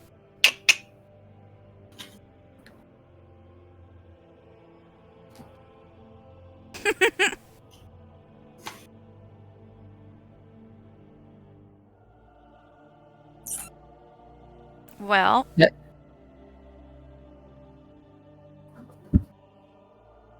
Go ahead. Oh, I wasn't gonna say anything. I was just gonna say uh-oh, but then you were starting to speak again. Yeah, I'm literally just, well, there's not a lot I can do about it. But I do notice her whispering, so... I'm gonna wait for everybody to come downstairs and then... just remember what would Ping do. I'll sit down and probably WWPD. start eating. I am interested though. Around us, are there enough? Or would we be able to talk in some sort of privacy? How busy is it here?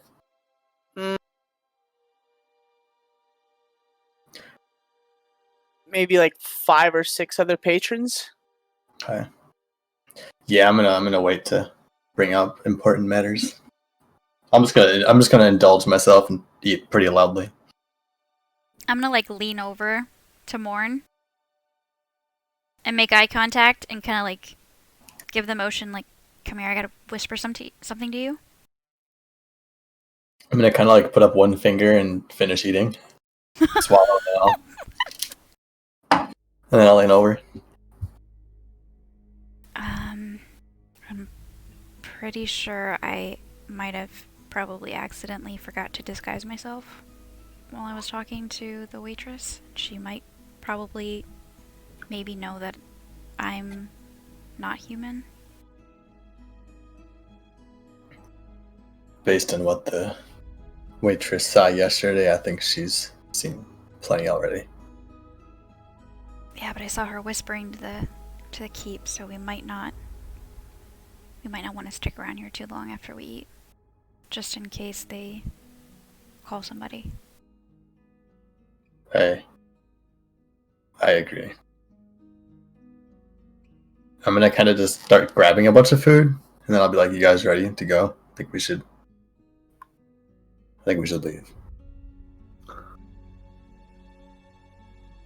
Yeah, are we all at the table at this point? I think I was the last one down. Me and Alyssa kind of came down last.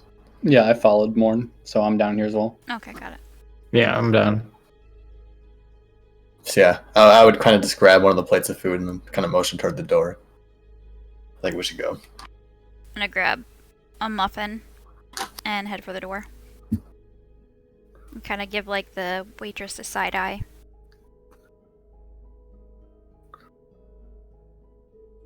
She kind of looks at you and then glances down quickly.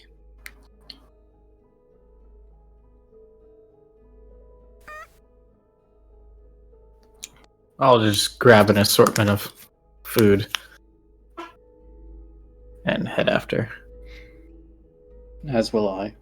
And in case I didn't mention that before, I will have collected all of my stuff out of the room before going downstairs. That was something I would have brought with me. Yeah, I'm sure everybody does that, but just I had kind of figured that we were going to be leaving soon after. I have such few stuff that I always have everything on me anyway. Yeah.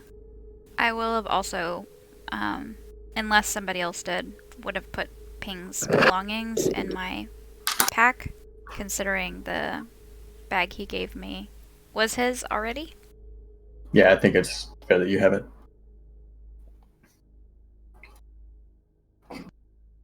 What did he have of note? No, the pack that he gave me before he left was a bag of holding. So whatever pack he had, I'm just putting it in that pack. Yeah, I'm asking Ginge, what did Ping have? Off the top of my head, I couldn't tell you. Okay. I don't think he had anything that was like really noticeable, unless because we'd gotten rid of all the dangerous stuff he had. Yeah, he had a couple of things, but I'll have to remember. He had the dice at one point, but we got rid of that. Yeah, we got rid of it.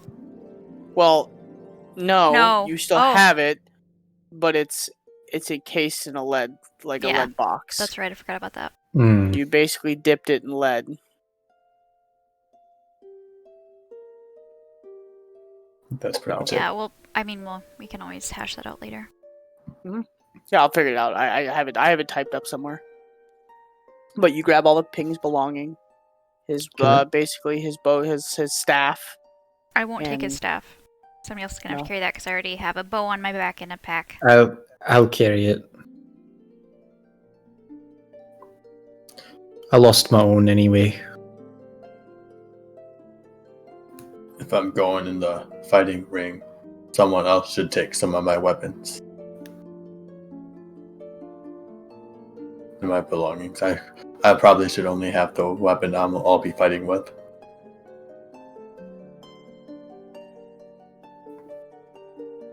Don't we have our rather spacious bag?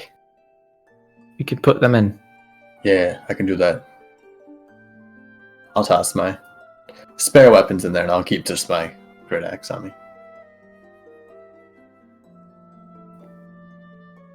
Do we want to meet with the blacksmith that was making the piece that we requested? Didn't he say, Ginge, that he would have it ready by the next day? Yeah, because you guys rushed it. That's right, yeah. Was he able to get some sort of, like... Is it going to look like a slaver's device, but then just be able to have, like, a quick release? Yes. Yes. We made a point that it would need to be easy to take off. Okay, I don't like... I fight better without armor on. Yeah, no, We're talking about quick releases when we know what you're getting.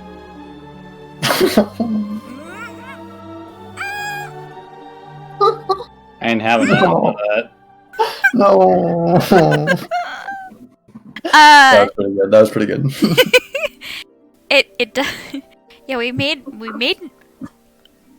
specifically made point that it needed to be able to come off easily because you wouldn't be able to fight with it on. So that's not a problem. Hey, Okay, good. you guys hear me? Yes. Okay. Good. Good.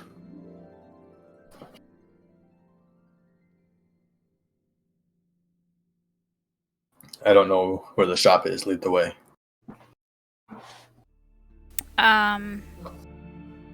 Yeah, I'll start walking towards the blacksmith's location.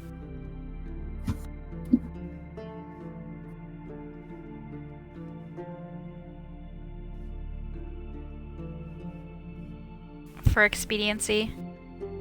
You make your way across town, yes, for expediency. And you arrive.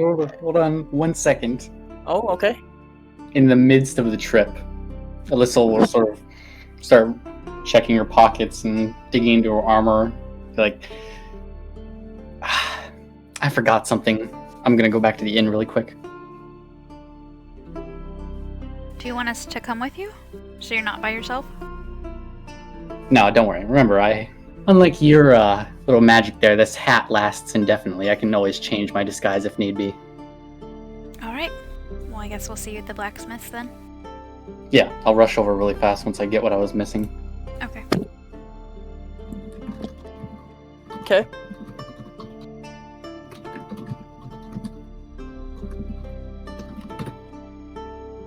Well, alright then.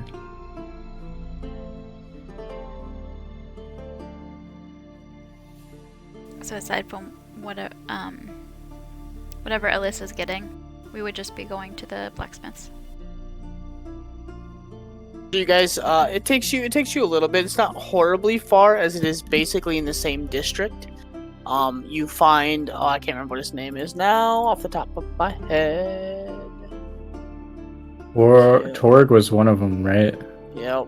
Yeah, I And think that then- was the old. Yeah, the other brother, Yeah, not it's the like- one we commissioned.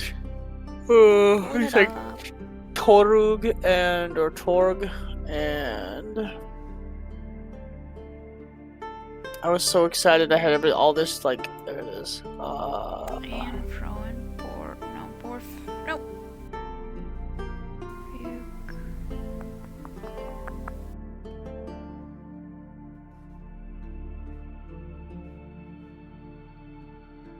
Oh, I can't find it.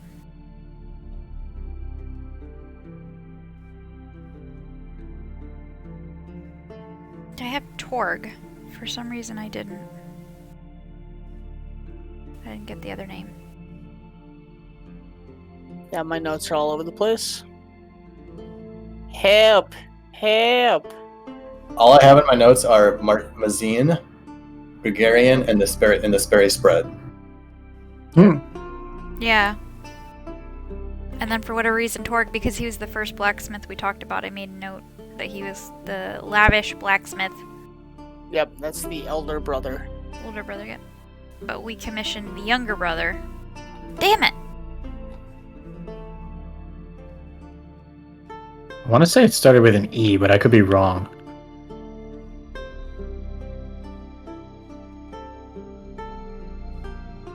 That's what I get for not.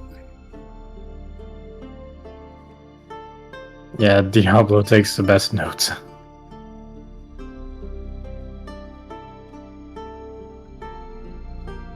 Yeah.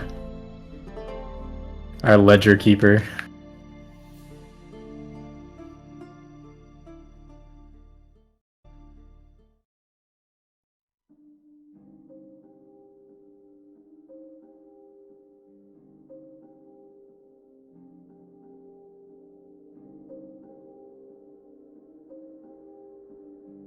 I'll wing it for right now because I have it written down somewhere, but my yep.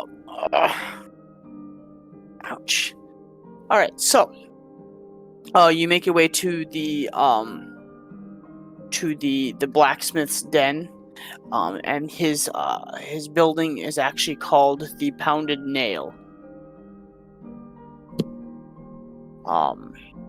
But as you walk through, you immediately see like sleeping on a chair with his feet up, and the tip of his boot is partially on fire, and he's just passed out, and he's like disheveled. Beard is just totally disheveled. He looks like he hasn't slept all night. Walk in the door and be like,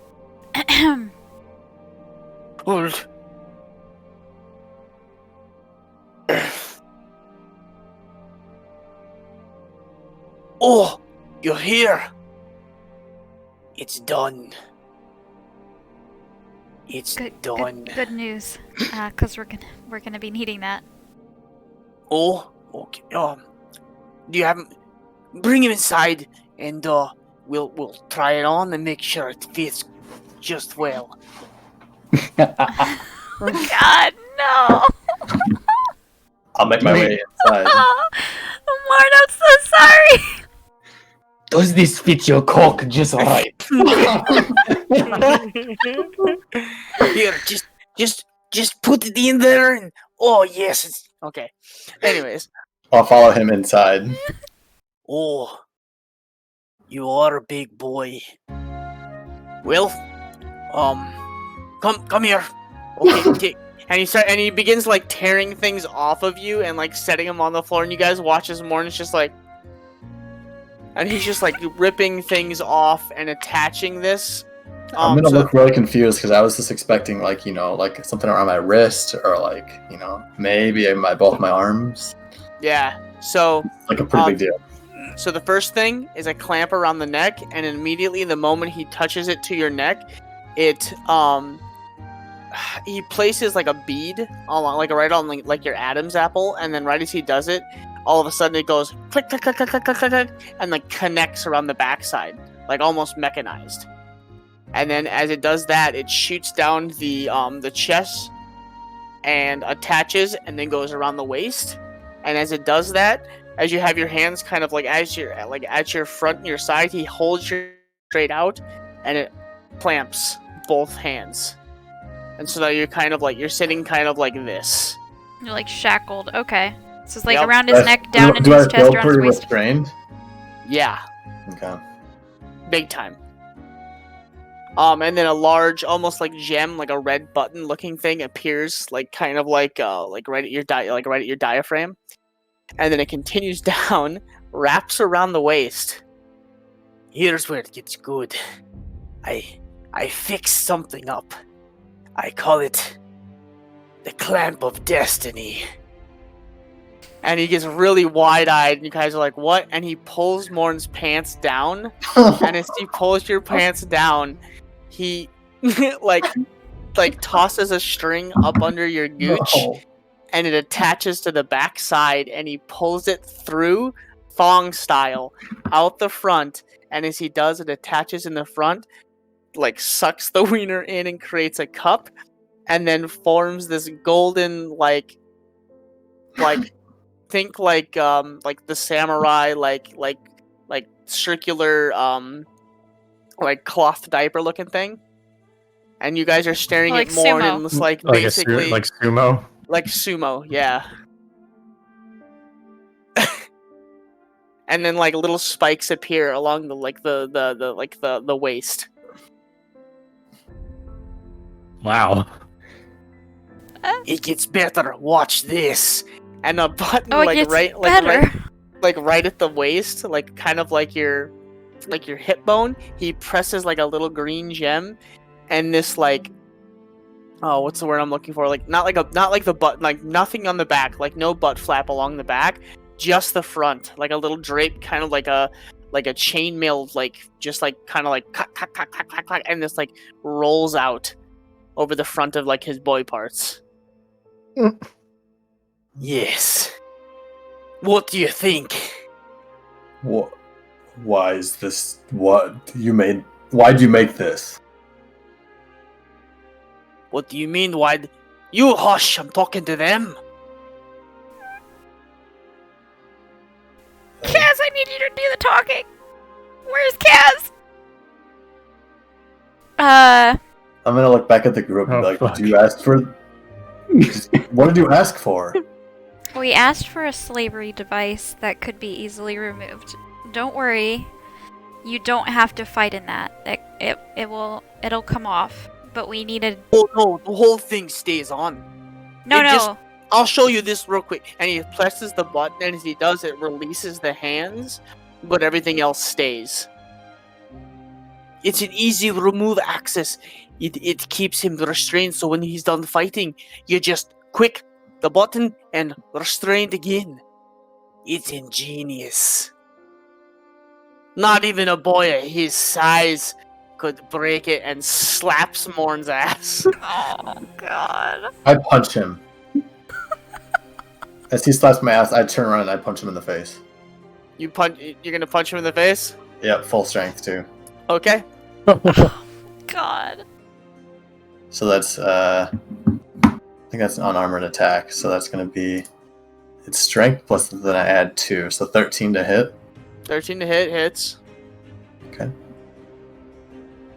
Let's see how much that does. I don't think it does that much. It's just it's just a. Oh, I have +8.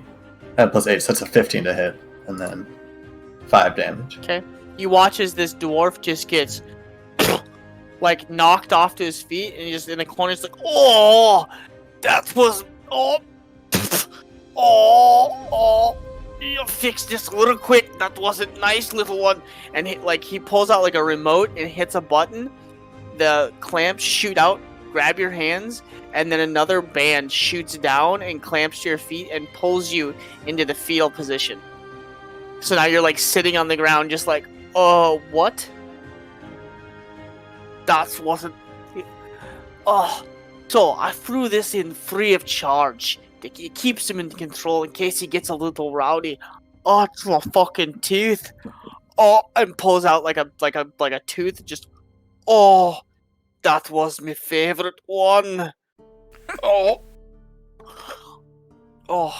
well, so I'm gonna walk up to him and reach for or put my hand out. May I have the Oh. remote, please? the next half of the payment. Kaz would. Kaz would have known, so he Yeah. kind of walks up, just wide-eyed and smiling, and just, yep, and slides it. Here you go, and hands you like this. Think of like a Fire Stick remote. Just like it's a really skinny-looking remote that has 3 buttons. The How do I- middle one, that's what releases him. I'll When immediately press he the middle. decides to cool down. I immediately press the middle one. Okay, you're released. It keeps you clamped in the front, but it releases the crouch position. How do you remove the manacles on the arms? Oh, The top one. I'll press the top one. Okay. Your hands are freed. Sorry, Morn. I think he was just trying to demonstrate how it works. You knew, didn't you? I didn't know the mechanics of it. No, you knew about this thing. You're not even surprised.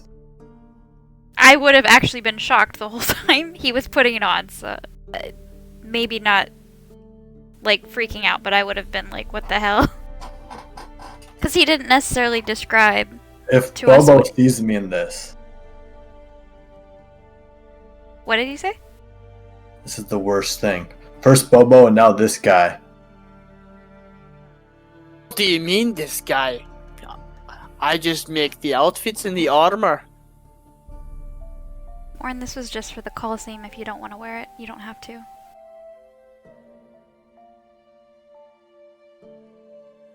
But you had to look like a slave. Sorry, we didn't really know what he was gonna come up with. There you go, Morn, in case you're curious what it does. Yeah. You No, can thank honestly, you can thank Frosty for that. A clamp of destiny. honestly, Martin feels a little bit like, this might actually come in handy. Like, he feels like a sense of pride in that area as he puts on this clamp. The It first just ability is made to please.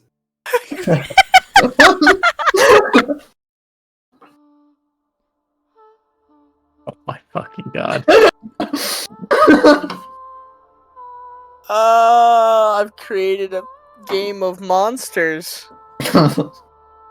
Ah, You That's asked it. for this. You asked me. Like, I Frosty, did. can you do You've it? rolled. I did.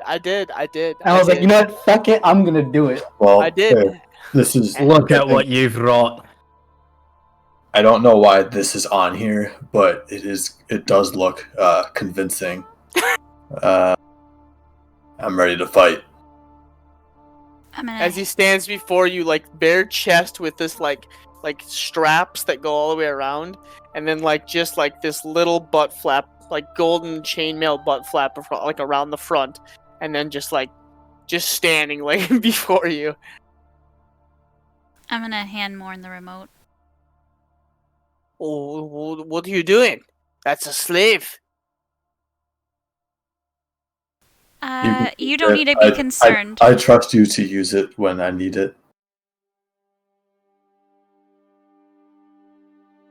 I promise I won't use it unless you want me to. Just don't press that button that made me crouch. I won't. I'll put the remote in my pack.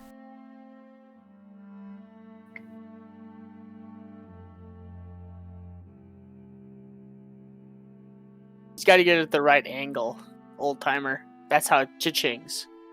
Like he's got to blah. He's got to give it a little yeah. So I'm gonna attempt to flaunt my clamp of destiny. it fits very well. Not too tight, but snug. Keeps all the goodie bits in. Oh my god. I have to At make first- that At not to first, get you're aroused. like a little uncomfortable, but you kind of like the feeling of the thong. It gives you kind of like a new freedom you haven't felt before. You're kind of like Freedom. Yeah. Okay. Keeps everything tethered.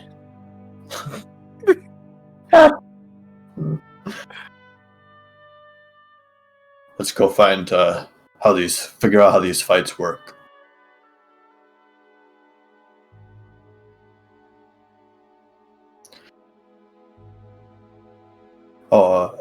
Can I wear something else while we walk through the streets? Yeah, I imagine you can put your clothes on over it. Yeah, I'm gonna put my clothes on over it. Once we get to the inn, I'll take it off.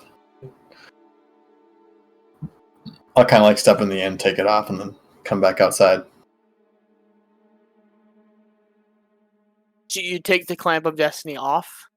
No, I'm putting my clothes on over it for most of the walk to the Coliseum. Okay. Once we get kind of close by, I'm gonna like step behind, like maybe behind a building or something, take off the armor or the clothes that I wear, and then I'll come out as just a slave. Okay. So, FYI, it does require attunement. So if you have too many, something will have to be taken off. I mean, no, the only issue with that is that I don't have time to attune to it. How long does it take to attune to it? A short rest. Okay, I yeah, mean, we can start rest in the inn, or at the either. You're Or not is it at sure the if you'll blacksmith? actually even. Yeah, you're not even sure you'll get to fight today. Because you still have to register. Yeah, so maybe I'll take this whole thing off and attune to it at a later time.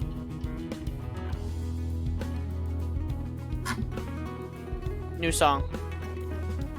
Or just, I'll just attune to it now that I'm here. When we're at the blacksmith, I don't have to be wearing it, so I'll attune to it. Okay. So you'll kind of start it as you guys walk and do whatever. Yeah. Okay. So you've gathered the clamp of destiny. You have begun the attunement. It feels good. Kind of weird. You're digging it. It takes some Quote unquote grown on used me. to.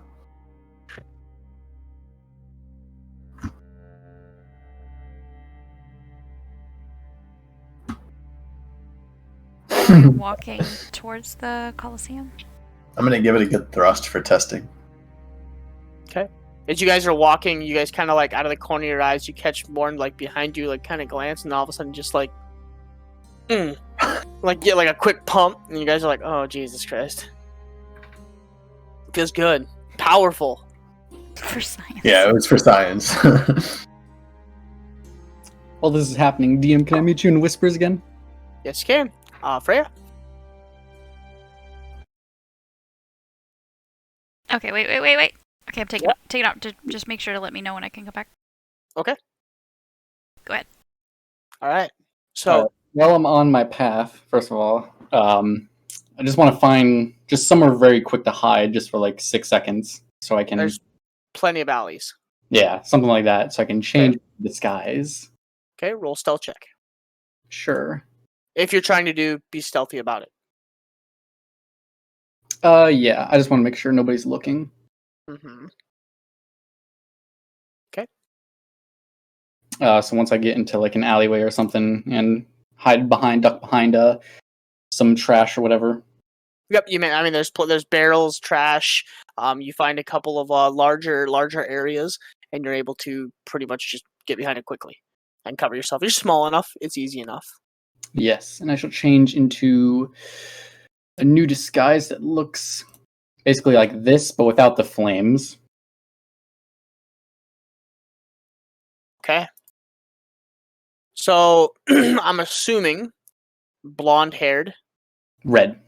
red-haired. Okay, so red-haired, individual, semi-buff, very well put together. Same armor as you're wearing now, because I don't know if you can change. No, yeah, you can with the disguise self, can you? Yeah, you can change clothes. So are you doing the half plate look? Yeah, basically Or like so? that. Okay, so half plate look, very kind of beefy looking female warrior type. Okay. Mhm. Yep, and then I'll once I get my disguise ready, I'll head towards the arena. Okay. It doesn't take you very long. You were already very close when you kind of split from the group. So you actually are able to make your way to the front gates. Okay. There's 3 different gates. There's a large portico type gate with cages and like large bars that run the whole side. And as you go by, you see many different colored individuals, black men, white men, like mulatto looking. You see lizard men. You see dragonborn. You see like these smallish type slithery looking creatures. From what you assume, it's slaves and warriors. Mhm. Right next to that, you do see what looks to be some sort of registration, and then kind of farther on down the way, you see a look like a general admittance type entryway. Like an audience entrance. Yes. Oh. Yeah, that's exactly what I was looking for. A sort of registration booth. I'll walk up towards that.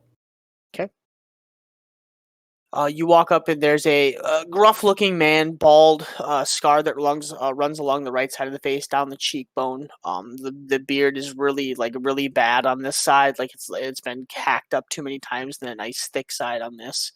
One of the eyes is partially closed. What can I do for you? Yes, I'm looking to register for a fight. You wish to fight in the Coliseum? Yes. Specifically, is it possible to challenge people to duels here?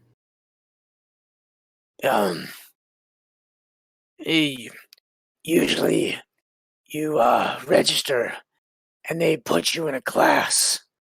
And in that class, you work your way up through the grades to fight each other.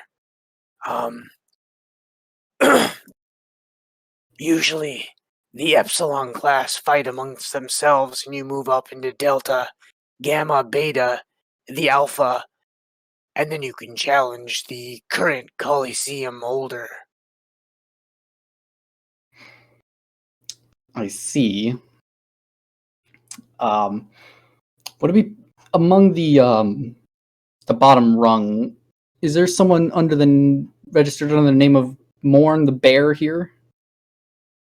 Sort of slave fighter. Starts like flipping through the paperwork. Nobody yet. Okay. Could you put me up for registration? If he comes by and does the same. That'll be 70 gold. She'll reach into her pouch and retrieve 70 gold. No problem. Are you looking to fight this person? Yes, very specifically. Kind of looks around for a second. Another 30 gold. And I'll make sure that happens. I was hoping I was going to be able to bribe somebody. She'll slip another 30 gold its way. Okay. You got it. Sounds good. And what would your name be? Lady Embermane. Lady Embermane. Will do, Miss Lady. And he like writes down a couple things, turns the paper, slides it towards you, and holds out the point of a knife with blood and signature. And I will sign it in very sort of noblish font. Okay. And then he holds the knife out. End it with blood. She'll poke her thumb onto it. And you finish the signature. Pressing the paper. We'll see you soon, Miss Embermane. And he slides a epsilon letter, like a Greek letter, towards you. That's the class that you'll fight in. And allows you entrance into the arena. I hope so. Okay. And she'll leave, go back behind another alley, get back into her mother's form, and then race back towards the blacksmith. Sounds good. And that'll be all. All right.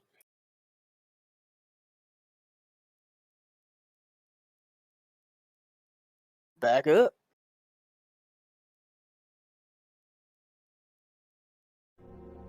Okay. Welcome back. Oh, there we go. So, as you guys get, you gather everything you have together. You make your way down the streets, and about halfway there, you guys run into Mavis, who is the other person to Alyssa. Ginge, can you leave Discord and come right back? I think it's just mine messed up. Happens every time we do that. Ah. There we go. Alright.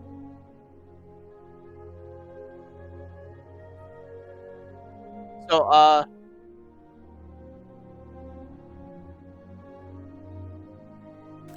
okay, so we're walking in the Coliseum and you said Mavis meets back up with us. Yeah, I don't think we were doing anything else aside from just heading straight there.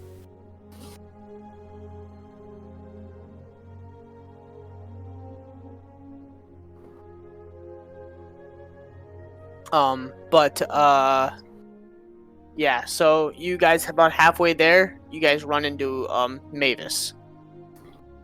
Actually, over halfway there. No, stop once I walk up to you guys or run up to you guys and take a deep breath. Sorry about that. I left something near the edge of my bedroll.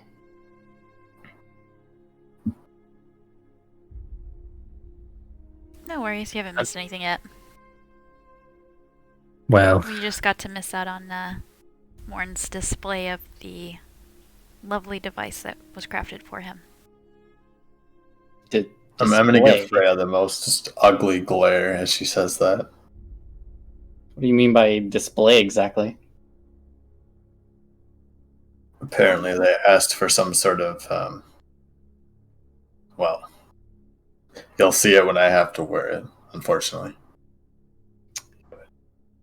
We asked for a slavery device, and he definitely provided that, and a little creativity to boot. I see. Guess I'll just take your word for it when I'm in the audience then. It'll make for a show at least. oh, it'll definitely be a crowd pleaser.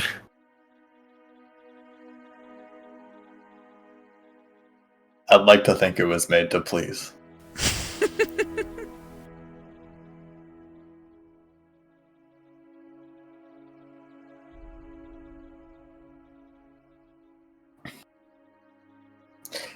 Yeah, well, Ginge, once we get close to the Coliseum, I'm gonna like kind of duck behind like in an alley or something, and I'll change into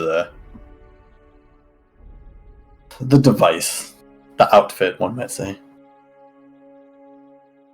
I can put your belongings in my pack if you want.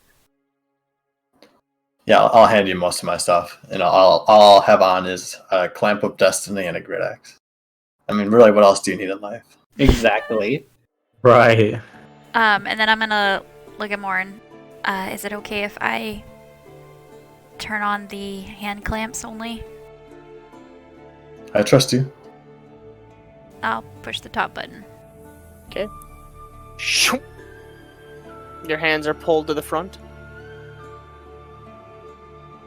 Alright, let's do this. I'll walk up to registration. You walk up to registration. You see a gruff individual, scarred on the right side of the face, into the beard. This whole side of the beard is just mangled with like tiny scars. This side is a full beard, very nice. And like one of his eyes is like partially closed and a little cataracty, like kind of milky. Can I help you? We are looking to enter our slave into a battle. Oh. Do you mean battles? Yeah, if you could explain how that works. We would like an opportunity to make him champion. Whatever we need to do to make that happen. Well, everybody starts low. They start in the epsilon class. You work your way up to delta, gamma, beta, alpha, and then you have the right to challenge the current champion. Well, if that's how the system works, then we'd like to do that. To be clear, are these fights to the death, or are they just whoever wins or comes out victorious? Is it by any means necessary, or...? It depends on the owners. They set the rules before the match, and the crowd can also set the rules. I'm gonna look at Morn. Are you okay with those terms? Does that sound okay to you? To the death. I'm gonna kind of be looking at him a little bit worried. I'm gonna be kind of look totally absent-minded as I say that, like the most like I don't care what's going on kind of look, and just be like to the death. Okay. Yeah, let's get signed up then.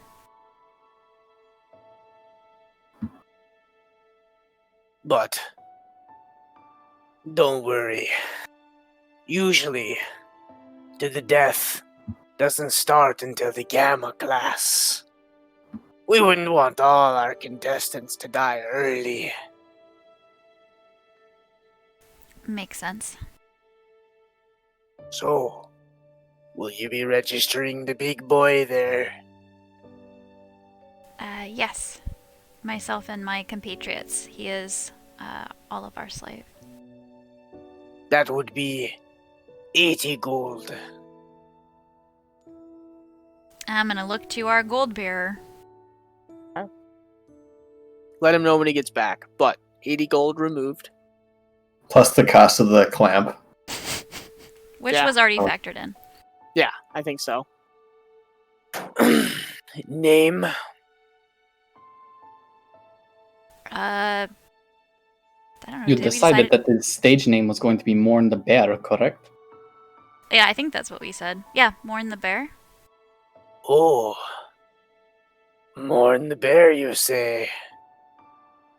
Heard of you today. And she writes you down on a piece of paper. He writes you down, turns the paper around, hands the pen to you to sign.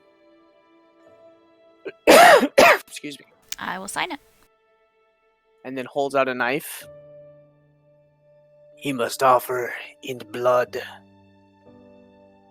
I'm gonna hold the knife up for Morn. Yeah, without a second thought, I'm just gonna cut my hand. I mean, he just needed your thumb prick, but okay. We Morn's didn't like, specify. Yeah. Cut it open! Cut it death. open! To Slams the it down on death! the paper. Death to the elves! He just looks at you as like blood like semi splatters on the table. Well, Enthusiastic. He's an enthusiastic one. that'll do. Very excited to die, this one. Pulls the paper back in and shuts it. Slides the epsilon, like a it's kind of like a gold emblem across the table. Oh, bronze. It's like bronze emblem in the kind of a Greekish looking E. That is your starting class. You can move your way up through the ranks. Once you get close in the beta, if you are ranked high enough rank-wise, you can challenge the current reigning champion. That's what we're here for. Welcome to the bloodied hallowed grounds. Thracia Grossia. The current reigning champion is Craporius Maxim.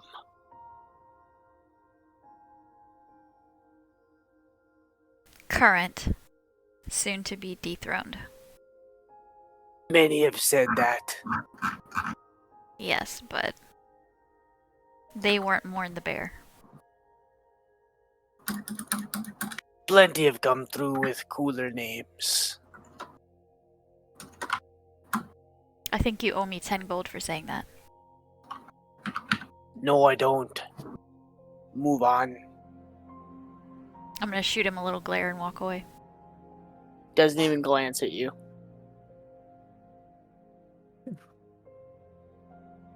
Don't worry, Morn. I'm sure it's all riffraff that comes through here.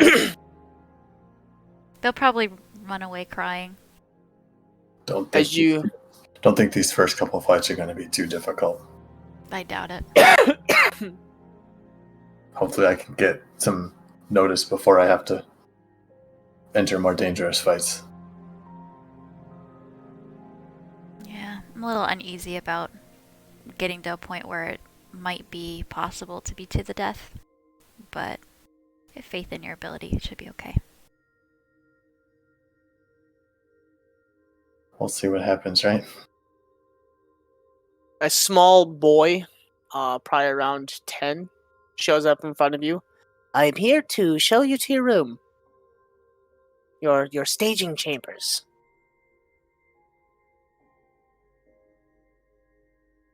I'm not saying anything. I'm just gonna quietly follow. As his owners, do we go with as well? Just one. Well, good luck, Morn. We'll be cheering you on. And who's going with him? Oh, I thought you meant just one, as in only Morn.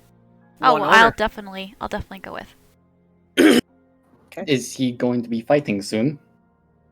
The names get drawn at random. I don't really know.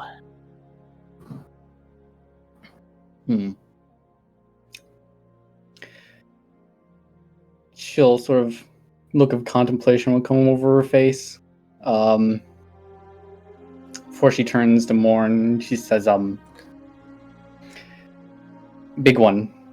And then she sort of clutches her head and shakes it. No, that's not right. Morn. I'll kind of nod at you.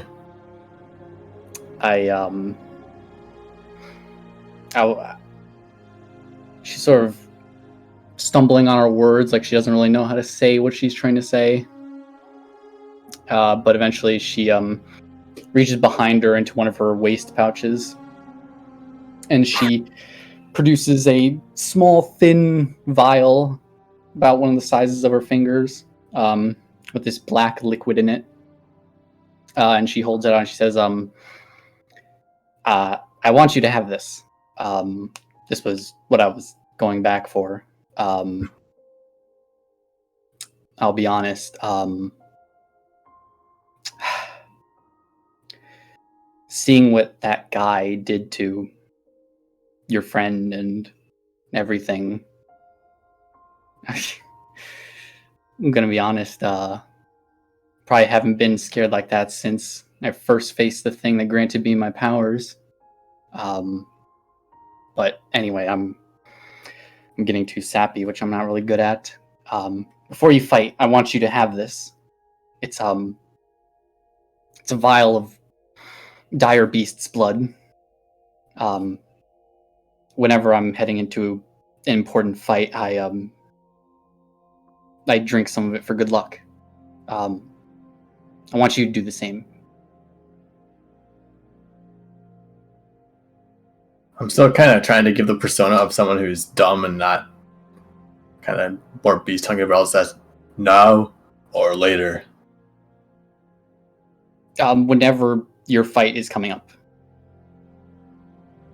I'm kind of nodding, quickly grab it and kind of clench it in my fist. And she sort of looks down and nods, and almost like a genuine smile starts to creep across her face. She's like, yeah, thanks. Hope it helps you out, like it does me. She sort of scratches her head and turns around like, I'm no good at this. Just go on. I'm gonna smile at Alyssa. Well, that's a side of you that we haven't seen before. She sort of tries to look away at you, but even from the angle that you're looking at her, you can tell her cheeks are puffed, and she says, shut up. Maybe don't push your luck. I'm gonna chuckle.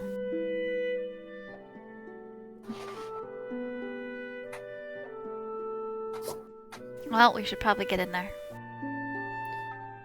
Yeah, follow him. And I'll still pretending to be not able to speak. I'll just kind of put a hand on his shoulder and then kind of pat the side of his face. I'm still trying to give the tough guy look, so I'm gonna kind of be annoyed by this. But I'll still look at you kind of in the eyes and have kind of like a thankful look in my eyes Mm-hmm. that only you could see. I'll just give you a wink.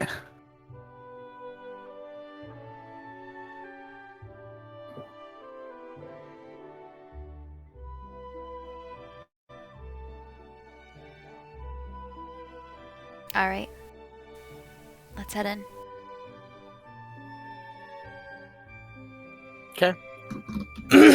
As you make your way in, you are led to. Oh my god. You are led to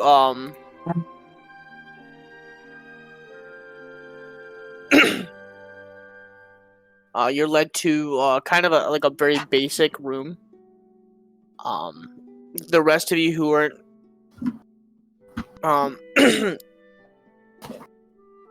the ones that weren't able to go in with Morn, you're led out to the main entrance to go up into the main seating. Those that whoever went with Morn, you are led into a kind of a not like a cellar, but kind of a very basic room with a door that does lock.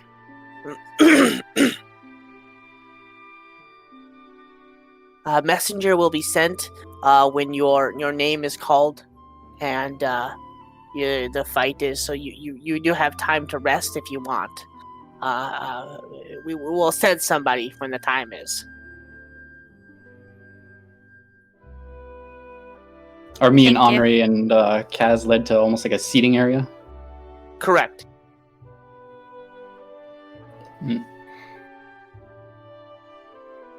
As we're like being led to our seats almost. Oh, okay. Yeah, as we're being led to our seats, look of almost enlightenment will come up, and I'll say, I'll just mention to Henri. Hold on, I forgot to tell him something. Maybe I can still catch him. I'll be right back. Okay. And I will leave.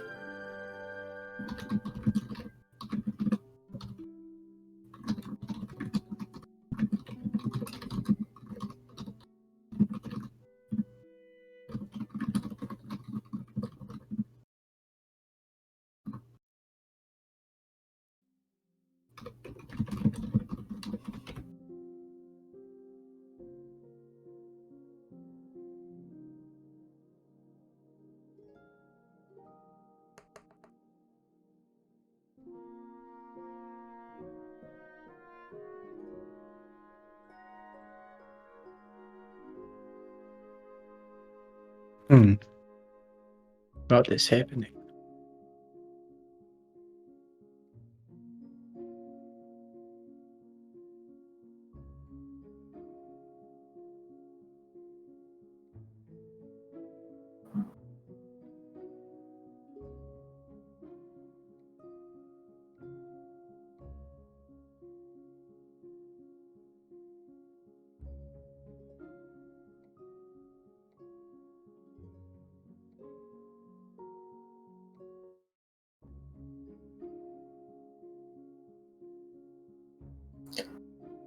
Will this be enough time, Ginge, to attune to my Yes. device? Okay. Yeah, because you had already kind of been doing it on the way there.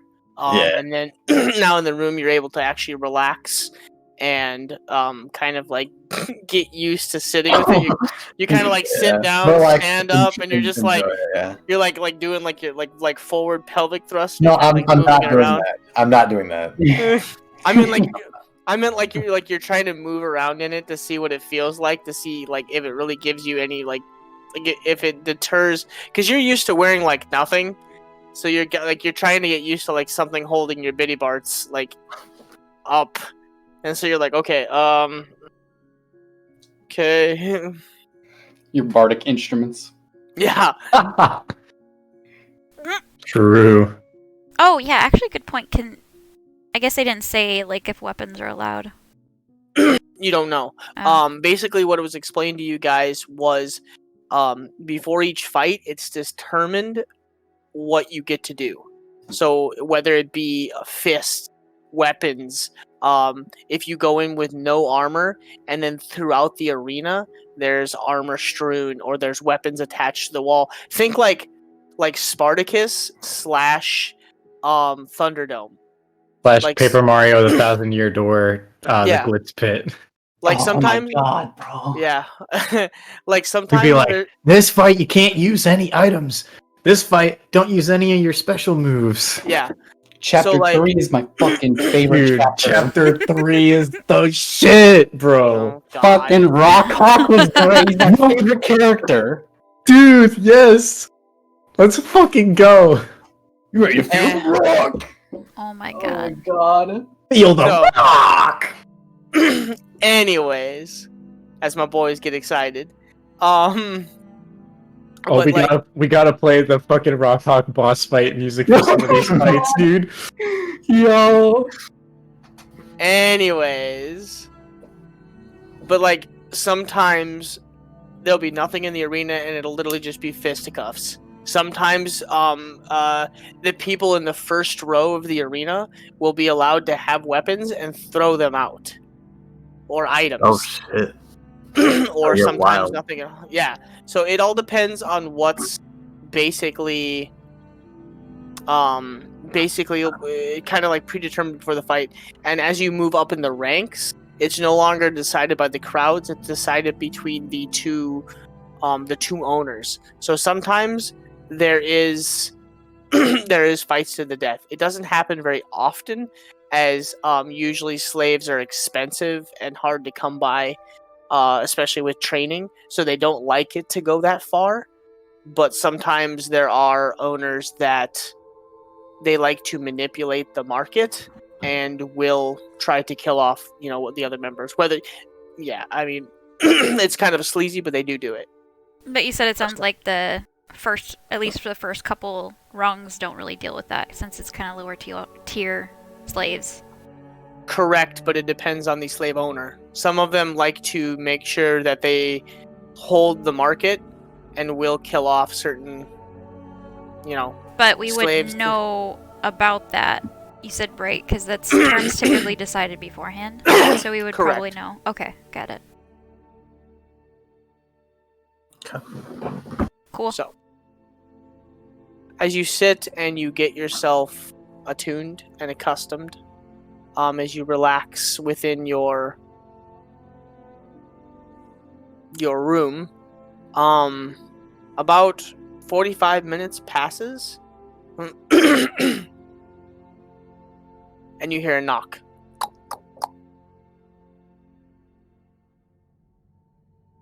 I'll kind of stand up as I hear the knock. Come in. You have been drawn first, Mr. Bear. I'm gonna kind of grab my grid axe and put it in front of me, and then kind of walk toward the door.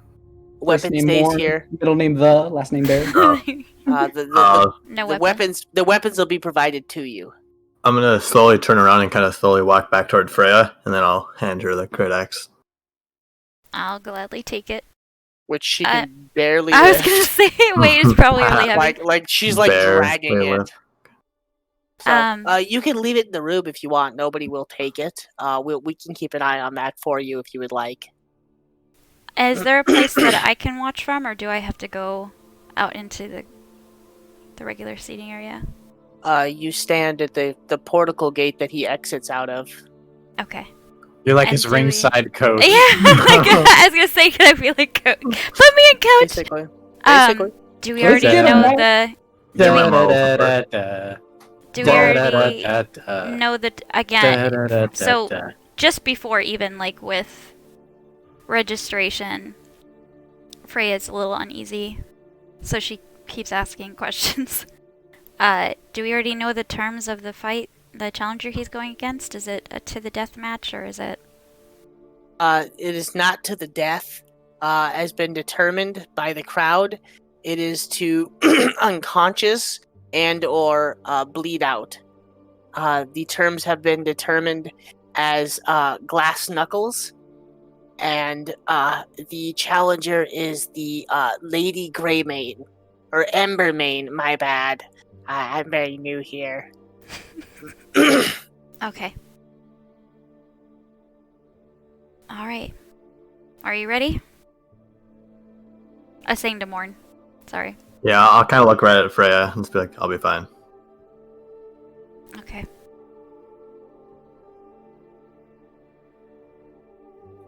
So can I'm gonna follow with to the exit. I'm gonna leave the great axe in the room so that I'm not carrying around something that probably weighs more than I do.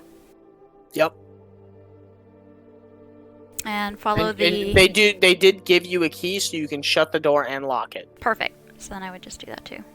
Okay. You guys are led up through multiple corridors, hallways.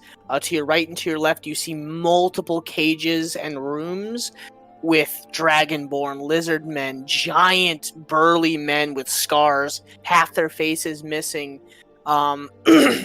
Women that look like they are just battle worn, shaved heads, scars and tattoos that run the face. I mean, you see all manner of shapes and sizes of warriors. You even see like, you even see like larger beasts. You see a giant being corralled in a far back cage. It looks like they're sedating it. But you see all sorts of manners of things. As you're led up to a small portico gate, and in front of the portico gate, you see a gentleman kind of in like brown robes. He looks to be almost kind of like a referee of sorts. Morn the Bear, you are here to do battle in the Gracium. Yes? No? I'll give a slight nod. Yes. If you could, is he tame? Can you release his hands? I was just gonna ask. Yes, he is. I'll press the top button to release his arms. Very good. Hands out in front, please. I'll put my hands out in front. He begins to pour a sticky liquid all over your hands, and after about 5 seconds, it semi-solidifies, and he takes both hands, kind of like he holds you like with the like your hands at your wrists, and in a like a circular dish, slaps your hands into the glass, and then rolls it over to the back. Okay. So now, does not slap your hands down. He has you put like a fist, and then rolls your hands in the glass and kind of pushes your knuckles down in it. Okay. So basically, your unarmed attacks will do an extra D4 piercing damage. Okay. Or Cool. slashing, yeah. Can I still use my hands? Glass knuckles, I see. Yeah. They're like encased in glass, so like he can't move his hands at all, or like they're perma knuckles, kind of. No, I mean, like if he opens his hands, it's sticky, but it's still like the inside of the hands. But if he closes them and he punches somebody, whatever damage you do on top of that, you get an extra D4. Oh, gotcha. Okay, I wasn't sure if you were saying like his hands were completely encased in glass or something. Yeah, no. Okay. The rules are simple. You either knock your opponent out, you put them down to where they bleed out, whereas our medics will hopefully save them in time. Penalties will be incurred if you hit when they are down, or if they are dead. You will not be removed from the arena, but you will not be allowed to fight for 2 rounds if you kill your opponent, and you will be penalized, lose money, and voted on whether to leave the arena or continue. Do you understand the rules? I'll nod. Good. You will be called out momentarily, and as you do, you will turn and you will bow towards the Baron, and you will tell him, "It is an honor to do battle, Gregorian." And you will bow. Do you understand? I'll nod again. Good. And he kind of like puts your hands down at your sides and walks off in the opposite direction. Anything you want to do in the meantime before the portal comes up? I would like to consume this potion that Alyssa provided. Okay. So you take the potion and you swig it down. Yep. It's thick and almost tarry. You actually have a hard time. You have a hard time swallowing it. Okay. Like as you swallow it, it almost gets caught in your throat, and you're kind of like, like just trying to get it to go down, and like you're constantly swallowing to force it to go down. But you manage to drink it. Yeah. Okay. After he does that, I'm gonna be kind of looking down. Are you scared? Not yet. I am. Let's try to be careful. It's okay to tap out if it's too much. If things are not going as well, luckily you've given me an easy way out. An easy way out. I still have this, and I'm gonna kind of show part of the cloak that's kind of like hidden. on my Yes. side. Definitely use it if you need to. It's not worth it to lose your life here. We have. Are you talking about the cope of or the Cape of Mountain? Yeah, I'm not They wearing would've- it. Okay, well they removed all of that. Like you are literally Okay. just in the clamp of destiny. Then I don't have it. Oh well, shit. It was in my pack though, and if he wanted to wear it, I would have given it back to him then. Yeah, but anything on the persons going It's in, Oh, okay. So he's it's not allowed pretty to have it. That's fair. Yeah. That's Okay. fair. Okay. That's fair. Yeah. Like, it's basically like no external weapons are allowed in. In which case. You're only allowed to cover your penis around here. Yeah. In if I which need, case, I if will. I need to change into a different shape, I can too. Yeah. I'd rather not, because that would likely raise some questions. Well, we can worry about the questions after. If you need a way to get out, do whatever you need to, and we'll do damage control after. I'll be fine, Freya. Okay. I'm gonna pull down on his arm and reach up and give him a kiss on the cheek. Good luck, okay? The portal raises as you hear.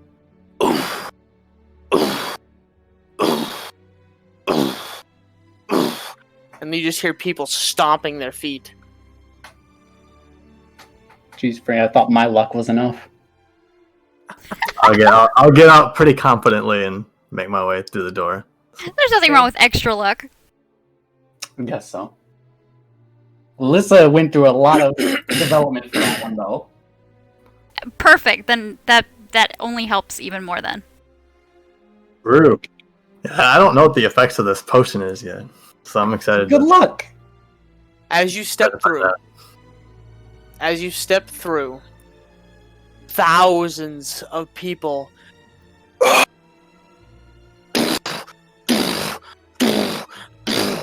and you see this gentleman in his early 50s, maybe late 50s, stand up and just hands. And everybody just just clapping and screaming. And he sits back down. And as you do it, you look across the way and you see like fiery red-haired female, half plate armor, walk out, very lean, very buff looking, like just very. She looks like she's seen some shit. As she comes walking through, and she just stares you down the entire way she walks up. And as you both turn, she bows, and she says her greeting. I'm gonna bow, but I'm gonna wait until she makes her greeting first because I don't know what to say. Okay. What did she say?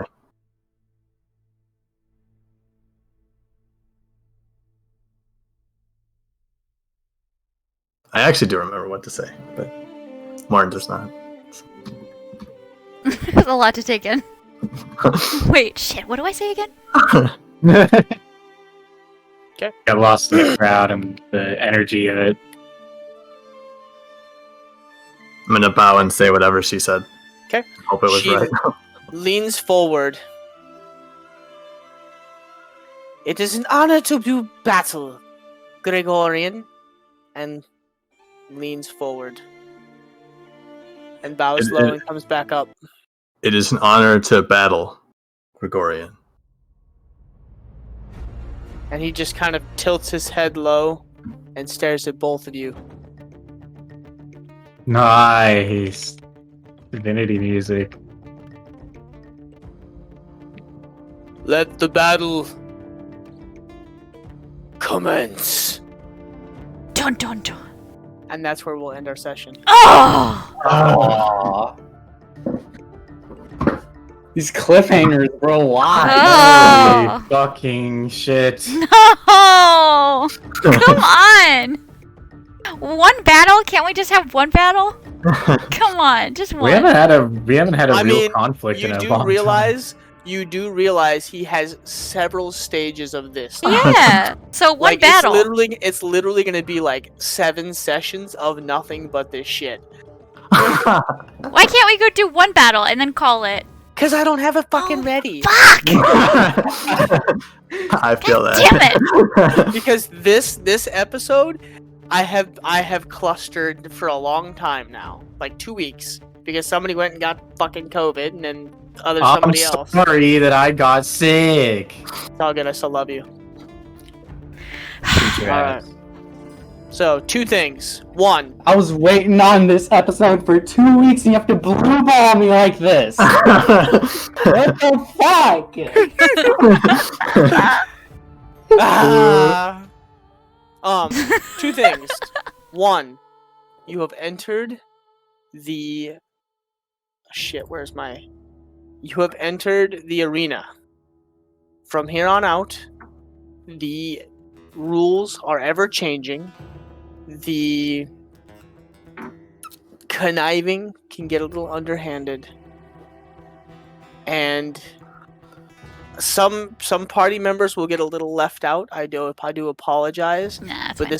this will focus on basically the inner monologues of the arena and getting down and dirty.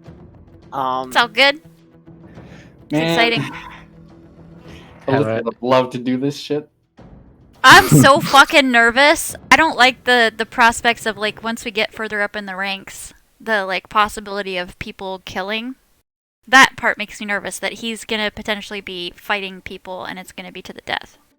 Yep. That makes me Alyssa would really... have loved it. Yep, because Yeah. I'm fucking nervous. I'm not even in this. I'm not even the character, and I'm fucking nervous. yeah, because you even got to think about it this way. It's a lot like Spartacus. So sometimes it could be an enactment of something. So like Morn could literally have no weapon at all, while the other challenger could have like double blades, arrow. That it's how they set them up. It's a luck of the draw. I'm basically going to be rolling dice for everything now. And I do have a system for the Colosseum. I'm not nervous yet. I think these first fights Yeah, no, are it's going to be gonna be manageable.